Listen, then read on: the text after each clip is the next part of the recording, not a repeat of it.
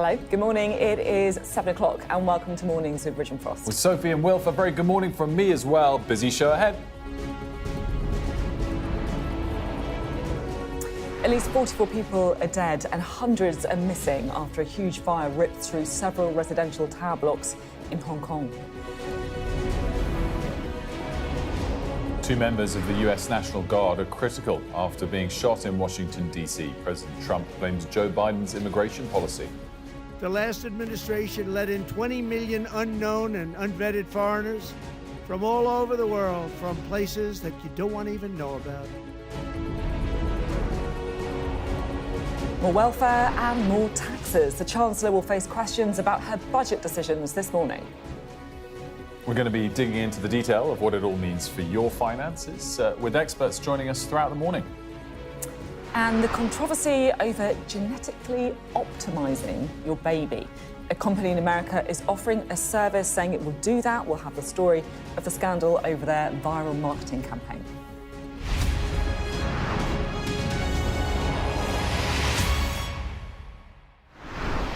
Good morning. So much to get to as it relates to the budget, but we start with the breaking news from Hong Kong, where rescue workers have been battling a huge fire that has engulfed several high-rise apartment buildings. The fire's left at least 44 people dead and nearly 300 others unaccounted for. So 3 men from a construction company have been arrested, and police say that unsafe scaffolding and foam materials used during maintenance work might have helped the fire spread. Our correspondent Helen Smith is there, and she sent us this report. It's hard to imagine the horror, the panic playing out within. There was no let-up overnight in Hong Kong. 7 towering apartment blocks burnt, trapping hundreds who couldn't escape.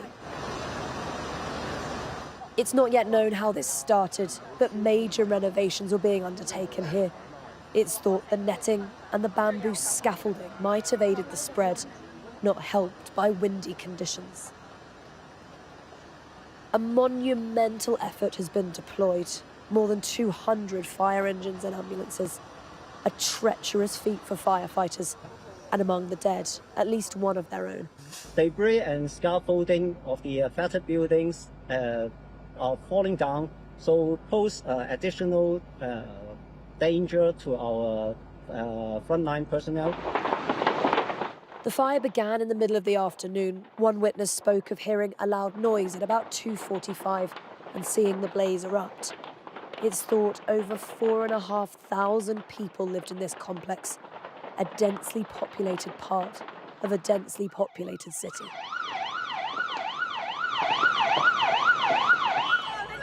For survivors, pure shock. Dozens have been rushed to hospitals.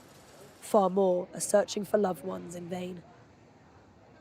And over 1,000 are now in temporary accommodation, those who've lost their homes, and perhaps so much more. There will be a time for questions: why, how, and what next? For now, it feels the shock has barely sunk in here. So many still unaccounted for. The desperate wait for news just begun. Helen Smith, Sky News in Hong Kong.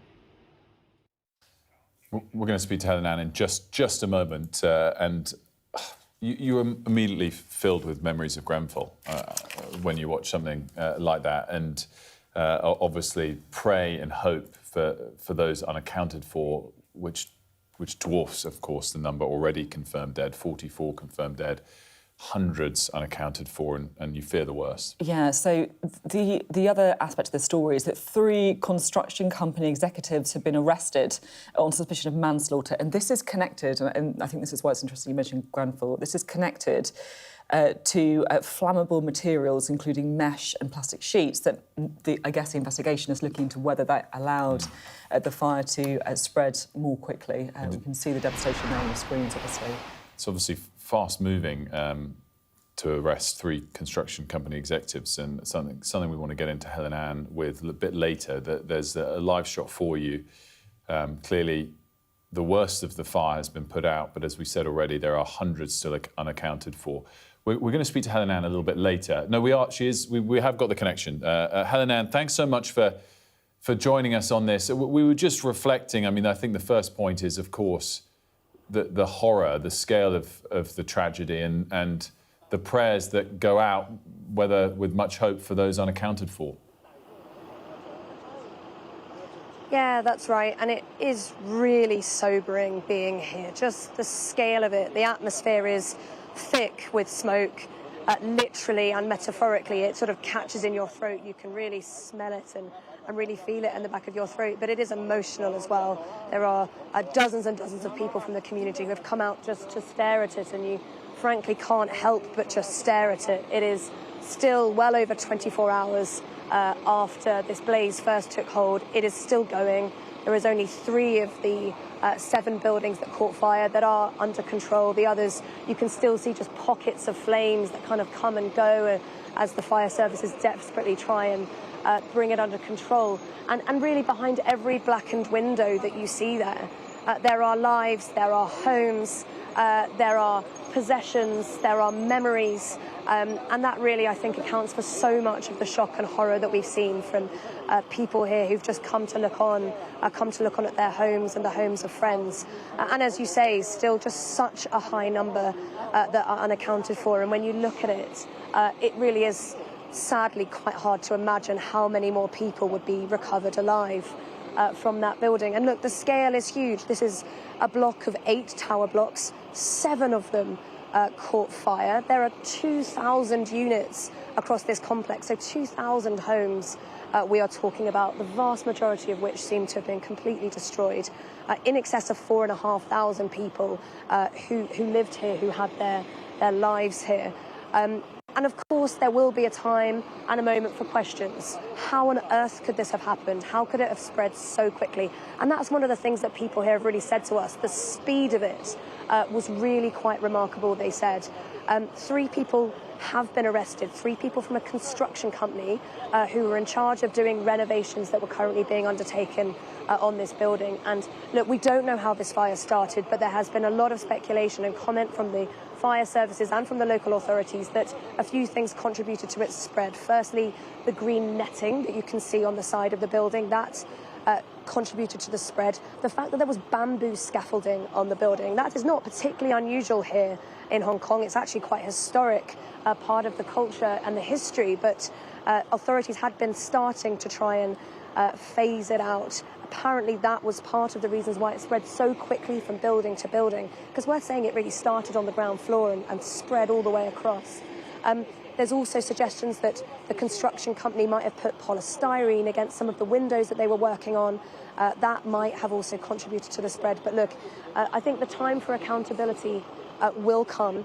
For the moment here, it feels that the priority is treating the injured, of which there are dozens, finding the missing, of which there are still hundreds, and reflecting, really, taking a moment to pause, to watch, to remember. As one woman said to me just now, there is nothing we can do other than come here, pray, bring supplies, volunteer, but it is a desperate time, I think, for many here, and the long waiting for news, I think, in many ways has only just begun. Helen Ann, thank you so much for being there. Absolutely extraordinary to see, you know, the devastation of that building behind Helen Ann. And of course, we'll bring you any updates on that story throughout the programme. In the meantime, Donald Trump has called for every Afghan national who entered the US under the Joe Biden administration to be investigated. It's after the shooting of 2 National Guard troops near the White House. The attack happened last night and, according to the president, was carried out by a man who arrived in the US in September 2021 during America's withdrawal from Kabul. Our correspondent Mark Stone has this report. A block from the White House, mid-afternoon. Officers, agents, officials from multiple agencies responding fast to the shooting. 2 National Guard members shot at close range. At this stage, it was not clear whether the gunman was still at large. The White House was locked down. And beyond the cordon, the 2 were treated for what appeared to be severe injuries. They were ferried by ambulance to helicopters and then to hospital. The National Guard member was covered in blood on his head, and there was countless personnel around him. Or at least one of them, the condition, he wasn't moving, and they were trying to resuscitate him. The news conference at the scene was arranged in haste. Two of our brave members of the National Guard and the Department of War were brazenly attacked in a horrendous act of violence. They were shot.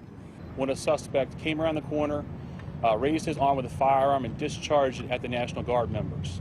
Just to clarify, the person believed to be responsible is in custody and there are no other suspects. At this point, we have no other suspects. We have reviewed video from the area.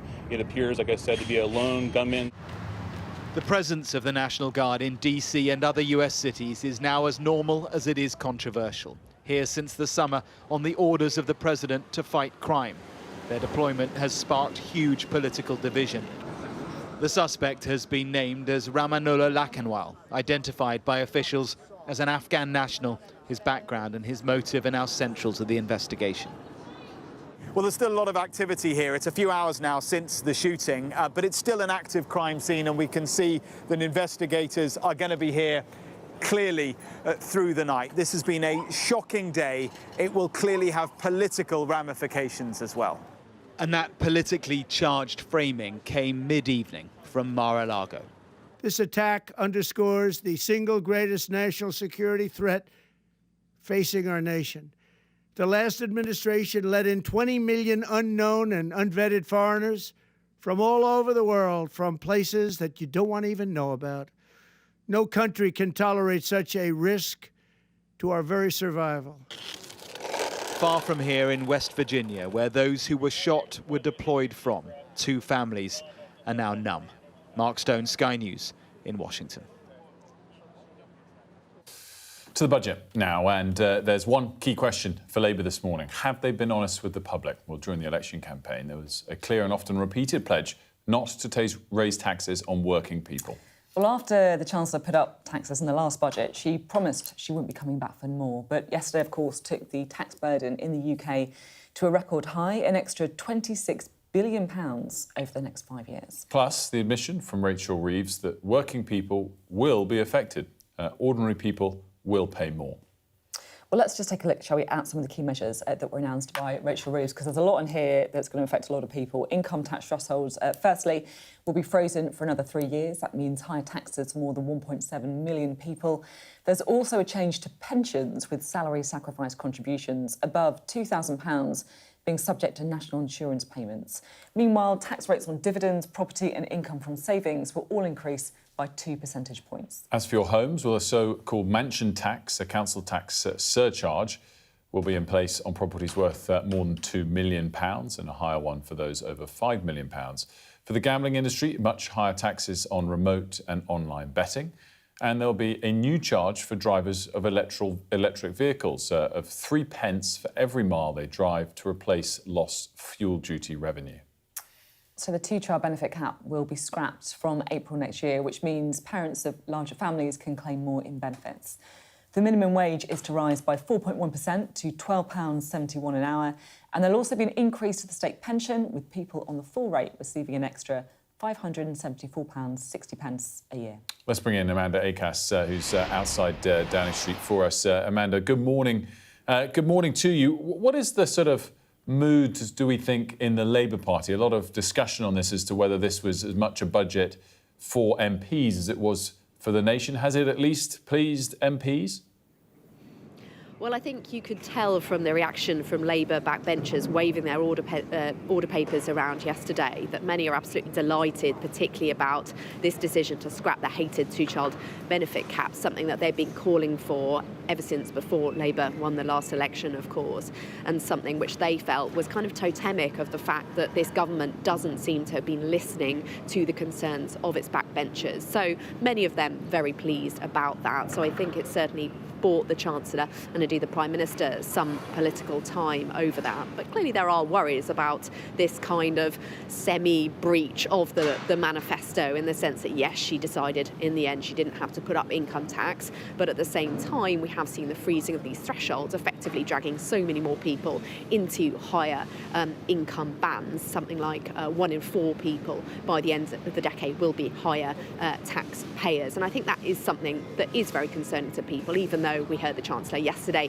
trying to defend it to Beth Rigby, our political editor, when she said, well, this is a breach of the manifesto. The IFF say it is a breach of the manifesto. And Rachel Reeves trying to claim that actually the specific promise was just about putting up the rates of VAT, income tax or national insurance, not about this threshold freezing. It seems a little bit of semantics there. But we've also got some reaction overnight from the Resolution Foundation, influential, left-leaning but independent think tank. And I think this is always a bit of a moment of real jeopardy for chancellors when the dust settles and when the economists really get the chance to go through the details overnight. And then they're all going to have a number of think tanks having big press conferences later. Now, they've got a fairly positive opening to their initial response to it, saying it's a more upbeat budget than expected, with significant cost of living support and sensible progressive measures to reduce distortions in the tax system. So far, so good. But then one of the most extraordinary things about it is that it says that people on lower income, so anyone earning less than £35,000 a year, would actually have been better off if the Chancellor had stuck with Plan A and put up income tax by 1 pence. And actually, by freezing tax holes in this way, people are actually worse off than they would have been otherwise. Now, overall, they say the poorest families will be better off, but just by £90 a year, so less than £2 a week, although the richest half of society will be, on average, around £1,000 a year worse off. So a bit of a mixed bag, and they also say that the Chancellor, given the lack of growth and the fall in living standards, is probably going to have to come back for more by the end of this Parliament. Amanda, thank you very much indeed. Well, it's the story we've all been talking about this morning. We've all been digesting Rachel Reeves' budget. What does it mean? How's it gone down with voters? We can now speak to the Chancellor, Rachel Reeves, I'm very pleased to say, who's in Coventry this morning. Great to have you on the programme. Thank you for being with us. In your manifesto, you promised to not increase taxes on working people. You've broken that pledge, haven't you? We were very specific in the manifesto that we wouldn't increase the rates of income tax, national insurance or VAT. I'm really sorry. I'm going to come in. I'm going to come in straight away. I'm going to come in straight away, if I may, because this is really important. The manifesto, I recognise. I've got it here. It says Labour will not increase taxes on working people. Yes, and then we go on to list those rates. Yeah, Sophie, and then we will go on to list those taxes. But I do recognise that yesterday I have asked working people to contribute a bit more by freezing those thresholds for a further 3 years from 2028. I do recognise that that will mean that working people pay a bit more. But I've kept that contribution to an absolute minimum by closing, as I think the IFS and the Resolution Foundation are saying, by closing a number of tax loopholes and also bearing down on government spending on waste and inefficiency. And as a result, I have managed to keep that to an absolute minimum. But look, people recognise that the public finances are under a lot of pressure. Over the last year, the demands on defence spending, the tariffs, the disruptions to supply chains, the ongoing conflict around the world, and then couple that with the decision by the Office Budget Responsibility to look at productivity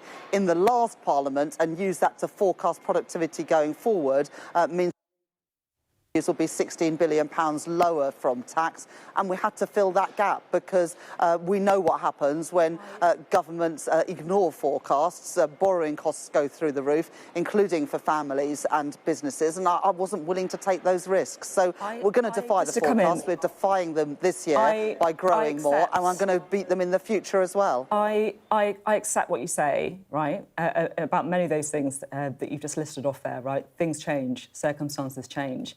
But what I find it hard to accept is when you're not being straight with people about what's happening now. You know, you mentioned the IFS, the Institute for Fiscal Studies, you know, often seen as the most independent analysts of big fiscal moments like this. They say, because it includes a freeze in national insurance thresholds, it also breaches the government's manifesto tax promise not to increase national insurance. So, you know, they're very direct. They say that there's a breach there, you know, and I just, you know, there's an accountability thing. You know, millions of people voted for you because of your manifesto, and you can't just ignore, you know, one of the lines in it and just say, oh, we're just talking about rates. You know, I read it out to you. It's very, very clear. You know, you say that you will not increase taxes on working people.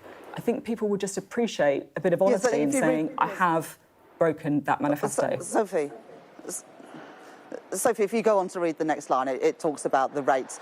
But I am not denying that this has an impact on working people. I was really clear about that in the House of Commons yesterday, and I'm really clear about that on your programme. But what we are doing next year is taking £150 off people's energy bills. That is significant. Still the biggest challenge for families and pensioners around the country is the cost of living. And it's a big challenge for business as well, because if people have got less money in their pockets, they're spending less on the high street, spending less in the shops. And so £150 back in the pockets of working people is obviously going to have an impact on spending in the high streets and in our wider economy. So help now with the cost of living, as well as freezing prescription charges for another year, the first freeze in rail fares for 30 years, alongside things like the free childcare offer, 30 hours for preschool-aged children, rolling out free breakfast clubs at primary schools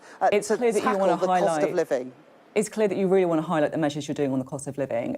I guess the only issue as well is that it feels a bit like this is a budget that is, I guess, trying to hit people who are trying to do the right thing. If you're working, you'll pay more tax. If you're trying to save for retirement, you're going to be hit. If you're trying to put aside a bit of money in an ISA, you're going to be hit. If you're, bought an electric car because the government's told you that's a good thing to do, you're going to be hit. I mean, what's the message that you're sending? The message is we get that the cost of living is the biggest challenge for families, and we're directly helping with that, with those freezes and that cut to energy bills. That's the answer you just given me, but just answer the question about, the question was about the budget hitting people provide around £70 billion right a year in pensions tax relief. We're not changing pensions tax relief. We're not changing access to the lump sum, but salary sacrifice, which was only ever expected to be used to top up pensions, is now going to be costing 3 times as much as it was just a couple of years ago. And so it is right that whilst we still allow salary sacrifice up to £2,000, after that it will be taxed in the way that ordinary pension contributions are taxed. And I think that gets the right balance. And on savings, we're keeping that £20,000 ISA limit, but we're saying that 8,000 of it should be in investments. But as I said yesterday in the budget, if you'd put £1,000 a year into a cash ISA compared with a stocks and shares ISA since 1999, £1,000 a year, you'd be £50,000 better off if you've put it in a stocks and shares ISA. So that is making people's money work better for them, and also supporting businesses that are trying to grow here in Britain with access to capital. And that's what the entrepreneurship package was all about in the budget yesterday, backing British talent, backing people that are founding businesses, growing businesses and listing businesses here in Britain. Can I, I'm going to say something slightly weird now, and you might say it's not true at all, but it seems to me like this is not the budget that you wanted to deliver at all. I think that you wanted to cut welfare rather than increase it. That's why you're a late convert to the 2-child cap. That's why you tried to get cuts through Parliament. I think that you would prefer to have gone for income tax rather than a smorgasbord of tax rises. Income tax, many people would say, is a more progressive way to do it as well. And I think you then wanted to use that money to spend more on hospitals and schools, because, you spent a long time talking about education and the NHS in your speech without that much new stuff to show for it. So I guess, my question is, what stopped you? Was it your backbenchers? Was it fear of them? This was my budget yesterday, focused on my priorities and the government's priorities, cutting the cost of living, cutting NHS waiting lists and cutting borrowing and debt. And we achieved those things in the budget. So I'm just going to come in. I'm just going to come in. I'm sorry, and it's hard. I know it's hard when we're in different rooms, but I am going to come in. So firstly, debt is going up, actually. Debt rising as a share of GDP from 95% of GDP this year, ending the decade at 96% of GDP. But you're talking about the cost of living, you're talking about schools. That's kind of my point. The big spend was on... No, this is really important. Sophie, net financial liabilities, which is the measure of debt, which includes the assets, the financial assets on the balance sheet, not just the liabilities, falls during this Parliament. That is really important that people understand that. That's why we saw a fall in government borrowing costs yesterday, because the markets get that. The IMF say that we've got the fastest rate of consolidation of any G7 the point that I'm making... economy. The point that I am making, though, is you're talking about cost of living, you're talking about NHS, but actually the spend here was on welfare. Welfare spending going up by 16 billion by 2029 to 2030.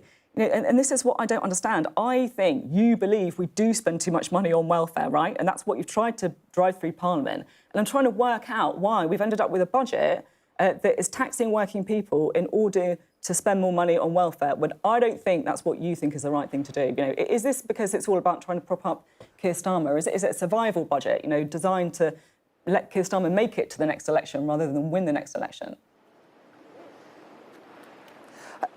I yesterday went to a hospital in North London. I went there straight after my budget speech, and I was chatting to nurses there, and they say one of the main reasons that children end up in hospital is that they are poor, with respiratory conditions, because they are sleeping in cold and damp homes. When I go into schools and I talk to teachers in my constituency, they say that kids turn up at school hungry. So putting money into tackling child poverty is good for our NHS, and it is good for our schools as well. It directly lifts 450,000 kids out of poverty. When I became Chancellor, in my very first speech, I said that I would know my time as Chancellor has been a success if there are ordinary kids from working class backgrounds living more fulfilling lives. I believe I achieved that in my budget yesterday. It's a budget that I'm incredibly proud of, and I look forward to delivering many more budgets to help grow our economy and put more money in working people's pockets. Just finally, of course, we had this extraordinary moment yesterday when pretty much the whole budget plans were put online by mistake before you actually delivered it. I spoke to Richard Hughes, the head of the Office for Budget Responsibility, afterwards, and he said that he effectively serves the confidence of you. So my final question is, do you still have confidence in Richard Hughes? Well, Richard Hughes wrote to me yesterday evening apologising for their error. It was a serious error and a serious breach. They have announced an investigation which will report to me very quickly. But I do have confidence in Richard and the OBR. They do important work. But what happened yesterday, it did let me down, and it shouldn't have happened, and it must never happen again.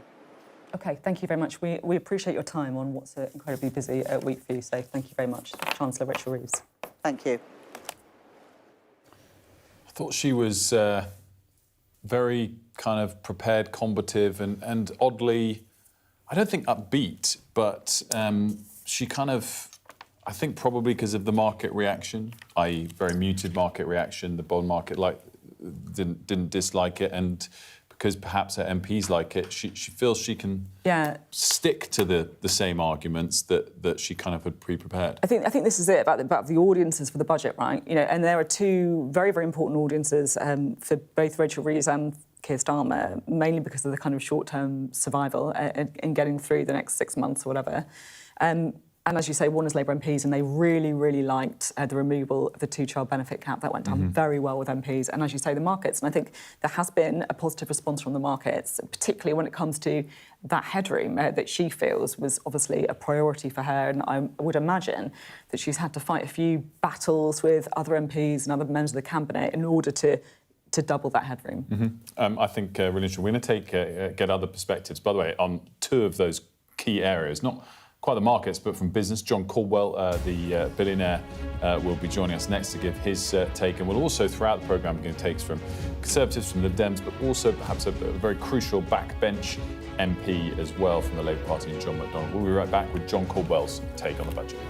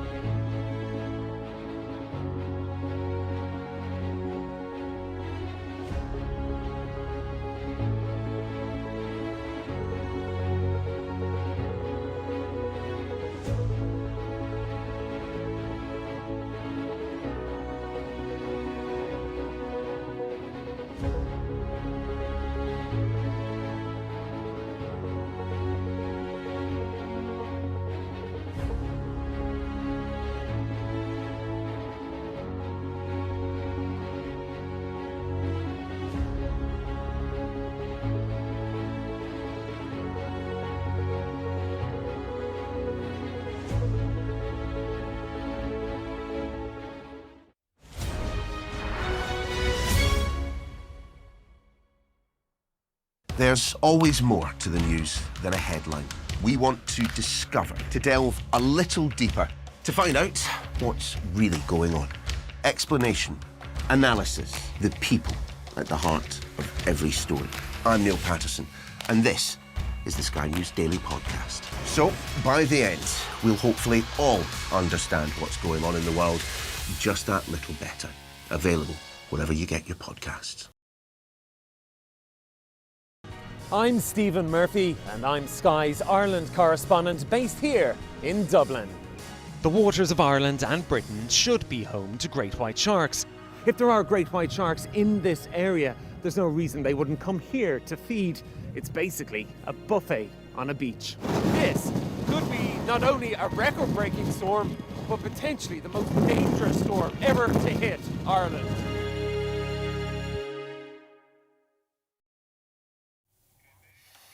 Well, welcome back. Electric car owners will be subject to a charge for every mile they drive from April 2028. So the new tax was announced by the Chancellor in her budget yesterday. It's expected to raise £1.4 billion. Molly Malone is at an electric car charging station in West London. Molly, it all sounds quite complicated. Just talk us through it. Yeah, that's right. There are two kind of parallel announcements yesterday. The first is for people that come here, electric vehicle drivers. As of 2028, as you say, they'll be charged 3p a mile. So they're doing it based on mileage. So if you, say, drive 10,000 miles a year from 2028, which is when it comes in a few years' time, you'll be paying about £300 worth of new tax if you drive that electric vehicle. And the Treasury think that works out at roughly the amount, half the amount that fuel duty is paid for people that drive petrol cars. The other part, though, is on that is the kind of honeymoon period as we've known it for, the best part of 15 years or so now. With fuel duty being frozen, we saw that 5p cut under the previous government in March 2022. Well, the government say that's not going to last. It is for the next year or so, but come the autumn next year, they're going to take this staggered approach to fuel duty. So two changes affecting electric cars, 3p a mile of tax paid from 2028, and for fuel duty, that staggered approach, it going back up again. And there are lots of different kind of variable factors as to why it's happening. The first is fuel duty's been frozen. They need to start clawing back some money. The second is the government are clearly trying to get ahead of the transition. We know that as of 2030, any new car that you buy, well, that has to be a petrol or a hybrid vehicle. And generally, they're just trying to claw back some money for general kind of road maintenance to spend on the roads. Now, in terms of the electric vehicle tax, the OBR think it will raise about £1 billion as of 2028, but clearly that's going to depend on the uptake and what we see between now and then. Are people still incentivised to buy electric vehicles with this potentially £300 a year tax coming in? The RAC said that they think that actually it's going to put people off making the switch. The Society of Manufacturers and the car manufacturer Ford have said that they think it's the wrong measure at the wrong time, but they have got a while yet to convince people because it's not going to come in for a few years. Molly, great stuff. Thank you very much for that. Molly Malone reporting on the EV rule changes in the budget, and we might get to that with our next guest because he's got a view on it, but we'll start with the big picture takes from the Phones For You founder, John Caldwell, who, as you can see, has joined me. Very good morning, John. Good morning, Will. What is your first sort of big picture takeaway on the budget? I think it's a lot less damaging than it might have been. I think that all the damage was done in the last budget. I think the last budget had got many component parts that were damaging to Britain, damaging to Britain's future GDP growth and prosperity. And we've seen that with the exodus of people. We're not going to call it a mass exodus, but there's more people leaving the UK for Dubai, Milan and Monaco than there were the year before. So quickly, what was wrong in the budget a year ago? Oh, gosh, it was Just quickly. Everything nearly. You know, we'd have to go into a lot of detail on that, and we don't have time for that this morning. But it looked very business unfriendly to everybody. I mean, items like BPR being removed and all the taxes that they had imposed, and not having reliefs on entrepreneurs, relief for building a business over 20 years, say, and giving them a lower rate of corporation. I mean, it's just negative through and through. Where's this one? That did the damage. Now, this one is as good a budget as I think anybody could have expected, because we know they've got a black hole, we know they've got to raise money, and part of that is because they're not getting the GDP growth. So given that they've got to raise the money, I think there's a reasonable degree of fairness in what they've done. But there are some component parts of the budget that I find very peculiar. For instance, this increase in universal credits for people with children. Now, I understand on the one hand about taking kids out of the poverty trap, and I absolutely agree with that, but it has to be managed in such a way that it doesn't encourage people to be out of work and sitting there with a house full of kids and actually not looking for work. So if the mechanisms are such that it controls that and encourages people back to work and gets people into work, and they need universal credits then to top up their income from the job, that's fine. But the devil's in this detail of how it's going to work, and it has to encourage people to be in work and encourage them very strongly. So let's touch then on the welfare budget more broadly, because obviously there's been attempts to reform it with similar sentiments behind that attempt to reform as you're touching on. But the spending on welfare is going to increase. It is. By £16 billion per year by 2030, more than the previous forecast. Is that a problem if that's not? It's absolutely a problem. Look, on the one hand, we need a fair society that looks after the poorer members. But we've got 1 million young people out of work. Can anybody believe that those 1 million young people can't get a job or are trying to get a job? I don't believe that. And we have to make them get a job. Now, there's the job seekers allowance that people get for being job seekers, but they're still getting universal credits. So why not increase the job seekers allowance and get rid of the universal credits for those people that are not in work? Now, if somebody's got a medical reason for not working, they've got a real reason, either mental health or physical health, that's fine. We need to support those people and look after them. But if they can work, they need to be forced to go to work. Why should the working population pay for people to sit at home and watch telly? And there's a lot of that going on, and we need to stop it. But the governments over the last 20 years have been guilty on this as well, because there's nowhere near enough apprenticeship schemes. Kids have been forced into university or pushed and persuaded into university, which was wrong for a lot of them, coming out with huge loans, when they should have actually had apprenticeship schemes. But the only way of getting apprenticeship schemes is for the government to sponsor companies to set up world-class apprenticeship schemes and get those young people with skills and abilities by the time they're 21, 22, so they can contribute to society. The mansion tax is going to see £2,500. Well, I'm not calling that a mansion tax, Will. That's an increase in council tax, utterly fair. I probably actually would have done more. A mansion tax would be a huge, potentially huge bill. My son's got a house in California, and that's $150,000 a year. That's a mansion tax. This is not a mansion tax. This is just a fair way of raising a little bit more money out of people that can afford to pay. And if you've got a value property over 5 million, 7,500 is not. It's a spot in the ocean to you. So that's not a mansion tax. It's a council tax, and that's very, very good for keeping people in Britain and not driving them offshore. But that's only one tiny component part. No, but it's interesting to get your take on it as obviously someone that will have to pay for it. A couple more quick questions.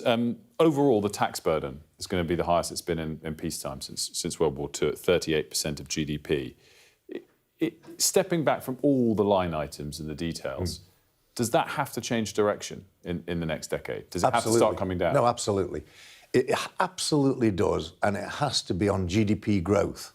It's got to be on GDP growth. It's the only way of reducing the tax burden, other than reducing state spending, which it doesn't look to me as though Labour are going to do, because we could take very easily 1% off the public spending bill, which is it would be about 12 billion, because it's about 1.2 trillion. So if we saved 1%, just 1%, that's by going into every department, using AI, making sure people are accountable, making sure people are working hard, really just driving productivity and driving solutions within government departments. 1% is so easy to save.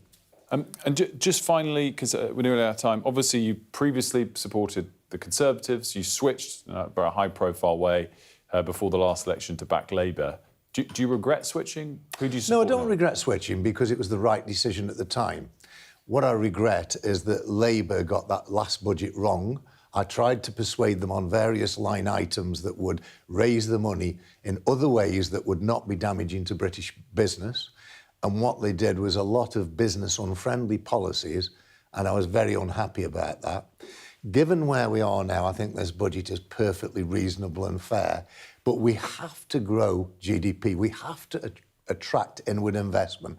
We have to get these young people into work and make Britain way more productive. And that's the only way we can reduce the tax burden and therefore make everybody feel better off. John, great to catch up. Thanks so much for joining us this morning. John Caldwell, the founder of Phones for You.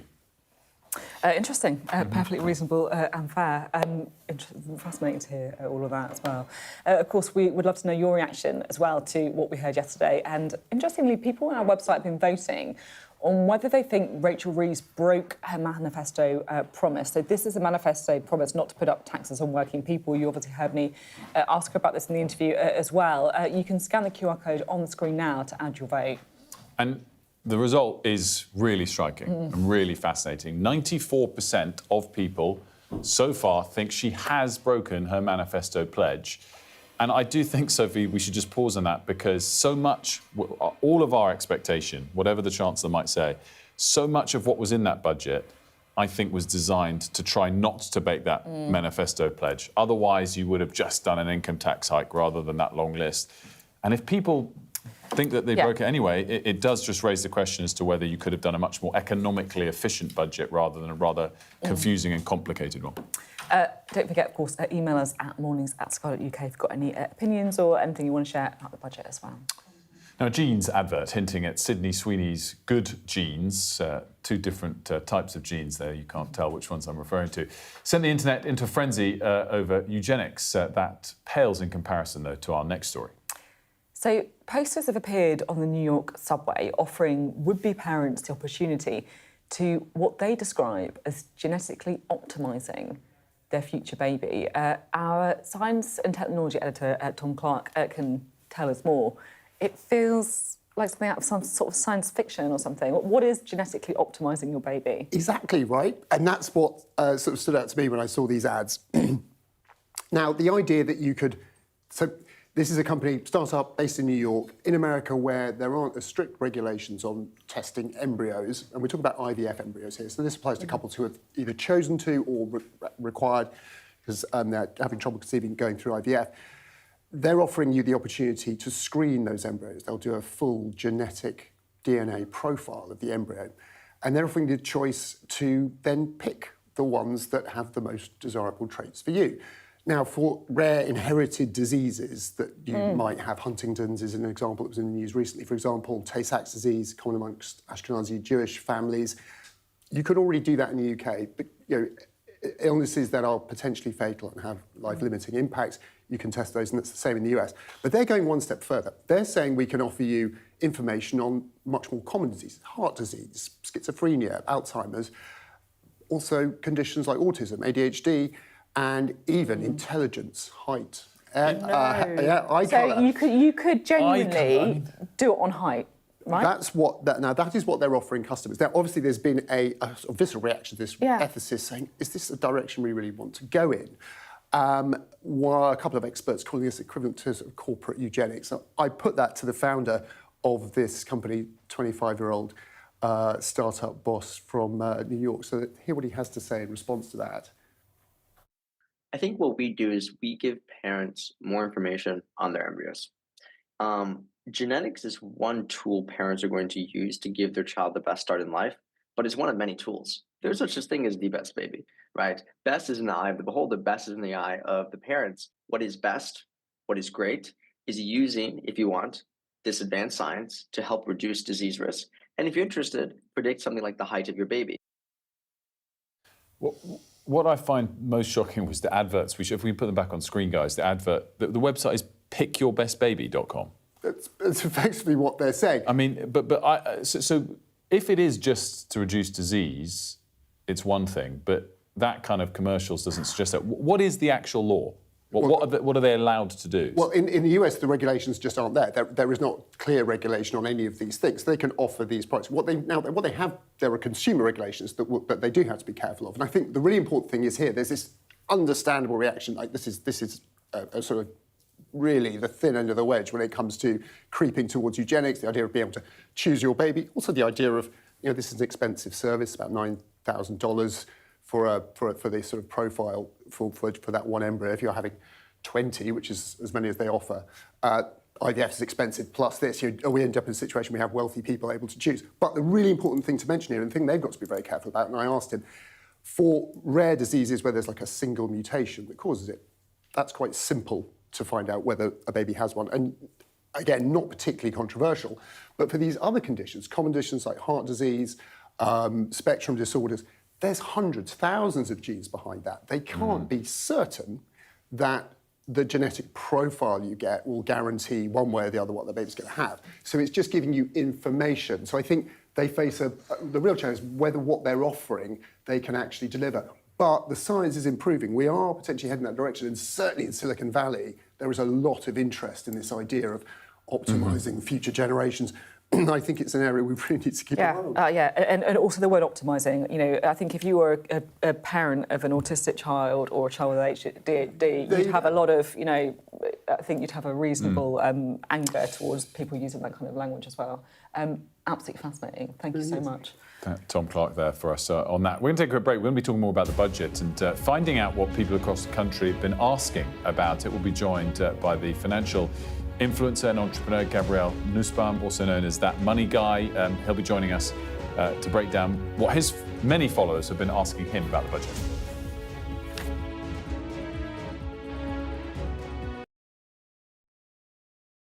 I'm Neville Lazarus, and I'm Sky's reporter based in Delhi. Over the next 45 days, an estimate 400 million Hindu pilgrims are expected to converge here in Prayagraj on the banks of the holy river Ganga and Yamuna. Jubilation in the streets, while some emotional. This is a political victory for Prime Minister Modi and his Hindu Nationalist Party. We take you to the heart of the story in the largest democracy in the world. Go ahead, back white jacket. Deborah Haynes from Sky News. He called you Daddy earlier. No, he did it very affectionate. Daddy, you're my daddy.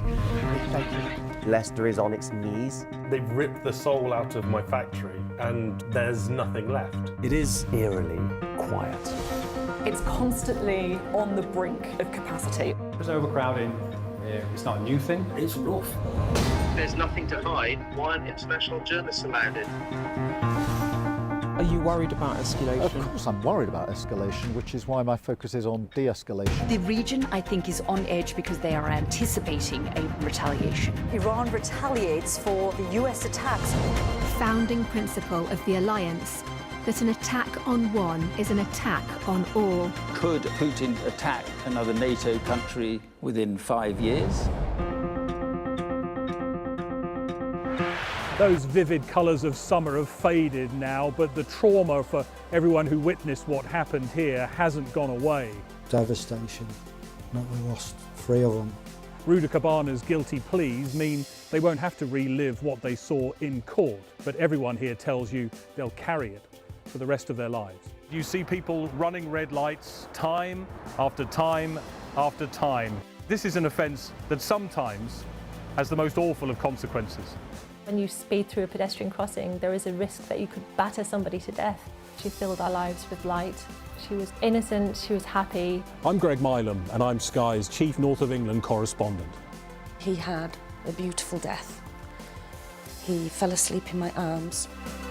This is about a dying person's choice to die peacefully when they want to, on their terms.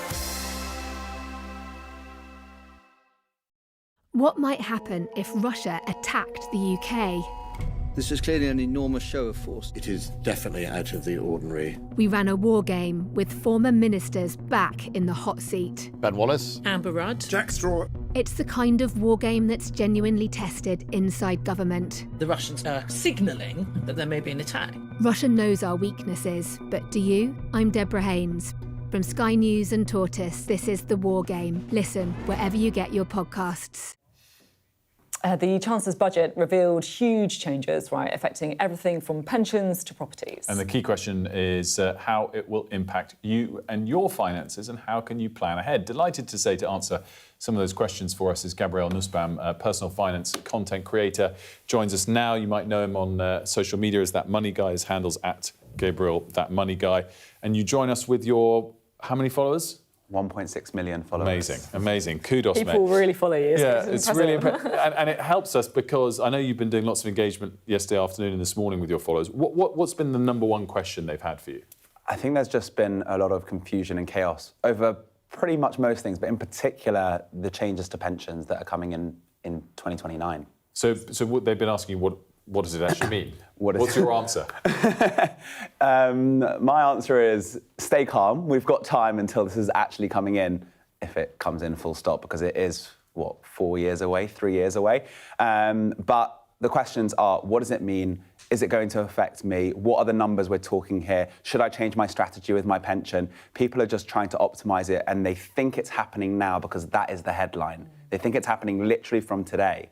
And it's super important with a lot of these announcements to stress the dates they're coming in at, because it allows people time to actually start to understand it.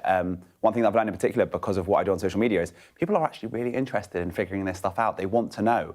It's just quite complicated or overcomplicated. So on the pension thing, let's just strip it back. If you pay into a workplace pension, does that mean you're automatically affected by this, or is it only a certain sort of pension? Yeah, it's only salary sacrifice. They've been very specific that that is the scheme that they're going after, which is interesting because a lot of people aren't on a salary sacrifice scheme, especially if you're working in smaller companies. They're often going to be employer contributions only, or you pay it in after tax. So you need to really check which scheme you're on before you start panicking and altering. And is it worth changing your plans because of this? Or are you thinking actually it's better just to keep in it anyway, even if you've got to pay tax on it? Well, change your plans depends on your employer, really. They're the ones who decide what scheme you end up being on ultimately. So employers are the ones that are going to be looking at this quite intensively to see, because they're going to have to pay national insurance from their end as well on these changes, which is even more than contribution that you're going to have to make. But from your perspective, it is worth analysing what you're putting in.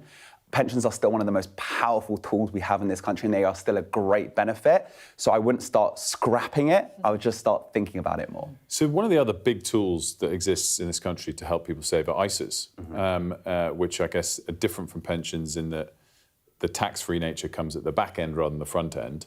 What are the changes that have been made, and how does it affect the advice you're giving your followers? So Rachel Reeves used some weird language when she announced this one, but essentially the ISA contribution overall is £20,000, and her wording was £8,000 must be allocated towards the stocks and shares ISA. In other words, all the other ISAs, the most famous one, the cash ISA, has been reduced down to £12,000, again from 2027. I have to say these dates because people are going to start pulling their money in all different directions. This is from 2027.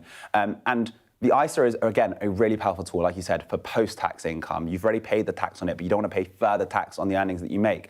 And the stocks and shares ISA is a brilliant tool. But this is trying to kind of force people into that box. And I love it. I think the stocks and shares ISA is amazing. But you don't get what you want by forcing people in that direction. People don't invest because they've been told to invest. They invest when they feel comfortable, when they understand it, when they know the kind of ins and outs, and they make the decision for themselves. What you're going to do, actually, with this policy, I think, is that you're going to force more people into paying tax on their savings through normal savings accounts outside of ISAs. Yeah, I think this is the thing about the stocks and shares versus the cash, because people are going to have totally different, attitudes to the word stocks and shares. Some people will be like, right, this is great, let's make a bit of money, this is, I can reduce my risk profile if I want, this sounds brilliant. Other people are going to be like, stocks and shares, that sounds scary, that's not me. We're a good yin and yang point of view on this. Yeah, so what would you say to people who are a bit scared of I think this is exactly my point. They've kind of flown into this thinking this is going to be the godsend answer to get more people investing in this country, which more people should be investing. But ultimately, like you said, this is not changing the names and it's not changing people's education. So someone's not going to go, oh, my cash ISA limit has been reduced. I think I'm ready to start investing off the back of that. They're probably going to go, all right, what's the best? Premium bonds? Savings accounts?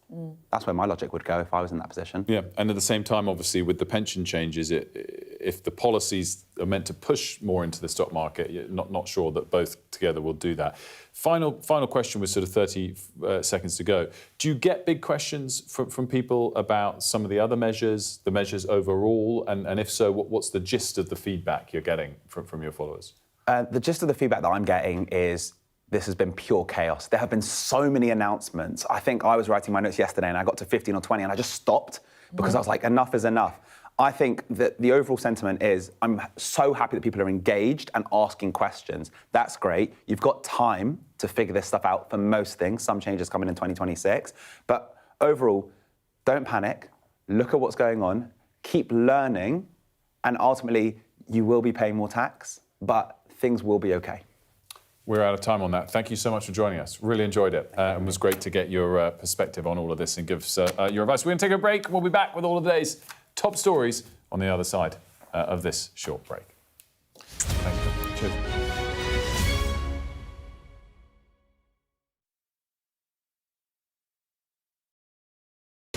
We are under Israeli military restrictions in terms of some of the things that we can film, but it's important to be in there.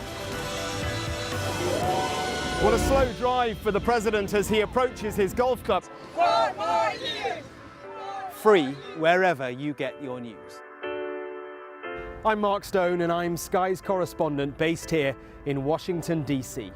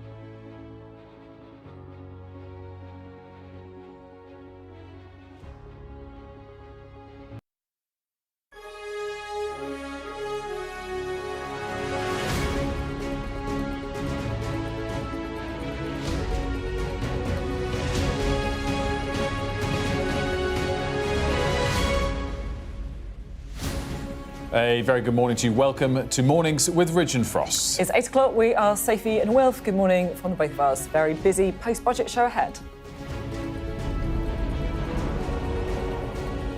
The welfare budget grows and working people pay more, but no answer from the Chancellor on whether this was a budget for political survival. At least 55 people are dead and hundreds are missing after a huge fire ripped through several residential tower blocks in Hong Kong. Two members of the US National Guard are in critical condition after being shot in Washington, D.C. President Trump blames Joe Biden's immigration policy. The last administration let in 20 million unknown and unvetted foreigners from all over the world, from places that you don't want to even know about.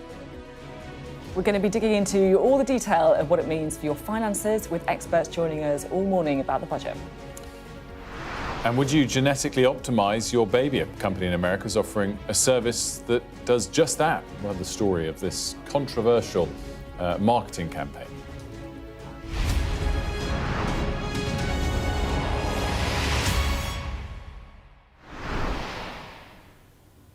So there is one key question being put to the Chancellor this morning. Have Labour been honest with the public after repeated election campaign pledges not to raise tax on working people? Rachel Reeves admits that working people will be affected. Ordinary people will pay more. But I wanted... Sorry. But we wanted to know, was this the budget she even wanted to deliver? There was little to show for the two things she cares about, the NHS and our education system. Instead, of course, we've had an inflated welfare budget and higher taxes. So I asked her if this is what she wanted, or was she just catering to the backbenchers? Here's what she said. This was my budget yesterday, focused on my priorities and the government's priorities, cutting the cost of living, cutting NHS waiting lists and cutting borrowing and debt. And we achieved those things in the budget. So I'm just going to come in. I'm just going to come in. I'm sorry, and it's hard. I know it's hard when we're in different rooms, but I am going to come in. So firstly, debt is going up, actually. Debt rising as a share of GDP from 95% of GDP this year, ending the decade at 96% of GDP. But you're talking about the cost of living, you're talking about schools. That's kind of my point. The big spend was on... No, this is really important. Sophie, net financial liabilities, which is the measure of debt, which includes the assets, the financial assets on the balance sheet, not just the liabilities, falls during this Parliament. That is really important that people understand that. That's why we saw a fall in government borrowing costs yesterday, because the markets get that. The IMF say that we've got the fastest rate of consolidation Can I just go and say the point that I'm making? Economy. The point that I am making, though, is you're talking about cost of living, you're talking about NHS, but actually the spend here was on welfare. Welfare spending going up by 16 billion by 2029 to 2030. And this is what I don't understand. I think you believe we do spend too much money on welfare, right? And that's what you've tried to drive through Parliament. And I'm trying to work out why we've ended up with a budget that is taxing working people in order to spend more money on welfare, when I don't think that's what you think is the right thing to do. Is this because it's all about trying to prop up Keir Starmer? Is it a survival budget, designed to let Keir Starmer make it to the next election rather than win the next election? I yesterday went to a hospital in North London. I went there straight after my budget speech, and I was chatting to nurses there, and they say one of the main reasons that children end up in hospital is that they are poor, with respiratory conditions, because they are sleeping in cold and damp homes. And I thought she didn't directly address the context of that question, which I thought was quite interesting. And, it is true that Rachel Reeves has been one of those voices consistently since Labour's been in government, behind the scenes, saying that we spend too much money on welfare. So totally agree with it. And by the way, we're going to get a really interesting counterpoint from John McDonnell in a few moments' time. Yeah, let's bring in our political correspondent Amanda Akers, who's in Downing Street for us. It's one of those mornings, isn't it, Amanda? It's the kind of time when we kind of have a bit of sleep, we have a cup of tea, we take stock. What's your kind of morning after takeaway from the budget? Yes, the dust is settling, particularly as the economists have had the chance to kind of crunch through all the data overnight. And I think what is quite interesting, we heard the Chancellor there speaking really passionately about the decision to cut the two-child benefit cap, as if it was something she'd always wanted to do, not something that before the manifesto that she and Sir Keir Starmer said, they didn't know if they would afford to be able to do. Now, that's clearly something that has gone down really well with the backbench Labour MPs who were looking very restive and possibly rebellious in the weeks before this budget. So she's definitely won herself some political time there. But certainly in terms of how that's being paid for, so yes, that's £3 billion on top of those the failure to reform welfare, as you were talking about earlier. Also her decision to try and double the fiscal headroom she's got. So she's got to find a lot of money from somewhere. That's why we've got this £26 billion in tax rises. A big part of that coming, of course, from the decision to freeze income tax thresholds. Now, she was really pushing back when you were challenging her earlier about the fact that this is a breach of their manifesto commitment not to put up taxes on working people, really trying to go on a kind of semantic argument that no, they were talking about rates, not the kind of general concept. But I think that's something that the Tories certainly are picking up on, describing them as breaking promises, saying she has to resign as a result, and saying that overall this is a budget in which working people are having to pay for Benefit Street, which is something that's on the headlines of loads of the papers this morning. Now, the Resolution Foundation, which is a very influential left-leaning think tank, have published their analysis overnight. And although overall they say it is more upbeat than people were expecting, highlighting some of the cost of living measures, I think there's a rather extraordinary point that they make there, which is that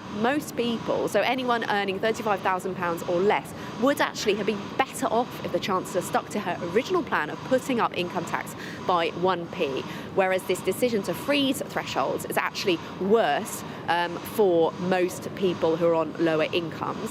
Now, overall, it is sort of progressive in the sense that the poorest families will be £90 a year better off, although that works out at less than £2 a week, so it's unclear how much people will really be feeling that in their pockets, although the richest half of society will end up paying an average of £1,000 more.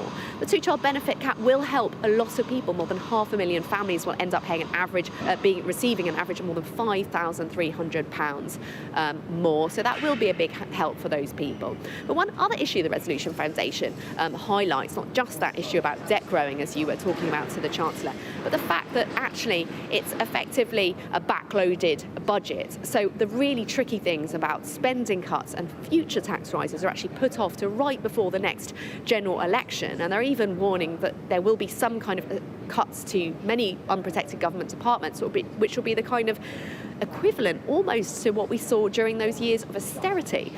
They're also saying that given the downgrades to growth and also living standards, it's very likely that the Chancellor or whoever will be in the Chancellor's job in future is going to have to come back for even more.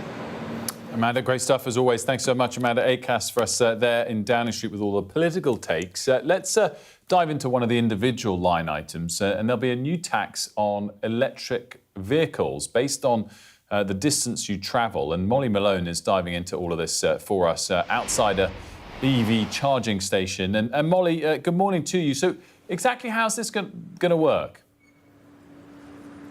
Yeah, it is a little bit complicated. There's two kind of parallel parts of the announcement that came on cars. The first is for people that come here, electric vehicle drivers. As of 2028, so like Amanda was saying, it's sort of backdated, it's coming in a few years' time, electric vehicle drivers will be charged 3p a mile in tax. So if you, say, drive 10,000 miles in your car, that's £300 worth of new tax. The Treasury, though, think it still amounts to roughly half the amount paid by people that pay fuel duty. The other part is on that, actually. It's the honeymoon period kind of ending. We've seen for years fuel duty frozen. We saw that 5p cut under the previous government back in 2022. Well, they're taking a staggered approach to rising that as of next autumn. It's going to slowly creep up again. There's a few different reasons for why it's happening. One is that, exactly, fuel duty's been frozen. They need to start clawing some money back. The other, of course, is less polluting cars on the road, less people buying petrol cars. As of 2030, any new car will need to be a hybrid car where you'll pay for this new tax 1.5p a mile, electric car 3p a mile. And generally it's about clawing back some money for kind of road maintenance, less polluting cars, less road tax. So they're trying to appease both sets of people. There are concerns, though. Speaking to people here this morning, one man I spoke to, he goes in and installs electric chargers in people's home, and his view is that actually people aren't sold on electric vehicles yet. It's still taking time, and that actually this might disincentivise people further. And that's the concern of the Society of Motor Manufacturers as well, the RAC. They're saying people aren't yet fully sold, and that actually this is going to be a further expense. It's not going to help the kind of situation. So you've got both sets of taxes on different types of cars changing in the next couple of years. Fuel duty next year, 2028, 3p a mile on electric vehicles. But there is a few years for it to settle in, for it to bed in, people to get used to it. Molly, great stuff. Thanks so much for that. Molly Malone for us there in West London. We are, of course, unpicking all the reaction to the budget, whether it's electric vehicles, whether it's pension changes, whether it's ISA changes. We'd love to know your reaction. to what we heard yesterday, so you can email us at mornings@sky.uk and we'll give those a read. We also want to move on now to the story in Hong Kong, where rescue workers have been battling a huge fire that has engulfed several high-rise apartment buildings. The fire's left at least 55 people dead and nearly 300 others unaccounted for. So 3 men from a construction company have been arrested, and police say that unsafe scaffolding and foam materials used during maintenance work might have actually helped the fire spread. Our correspondent Helen Smith is there. She sent us this report. It's hard to imagine the horror, the panic playing out within. There was no let-up overnight in Hong Kong. 7 towering apartment blocks burnt, trapping hundreds who couldn't escape. It's not yet known how this started, but major renovations were being undertaken here. It's thought the netting and the bamboo scaffolding might have aided the spread, not helped by windy conditions. A monumental effort has been deployed, more than 200 fire engines and ambulances. A treacherous feat for firefighters, and among the dead, at least one of their own.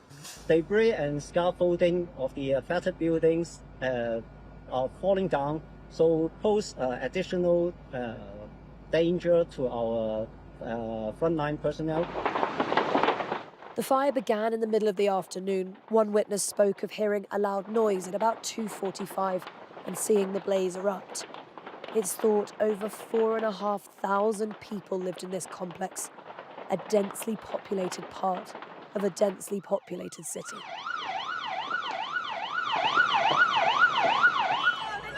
For survivors, pure shock.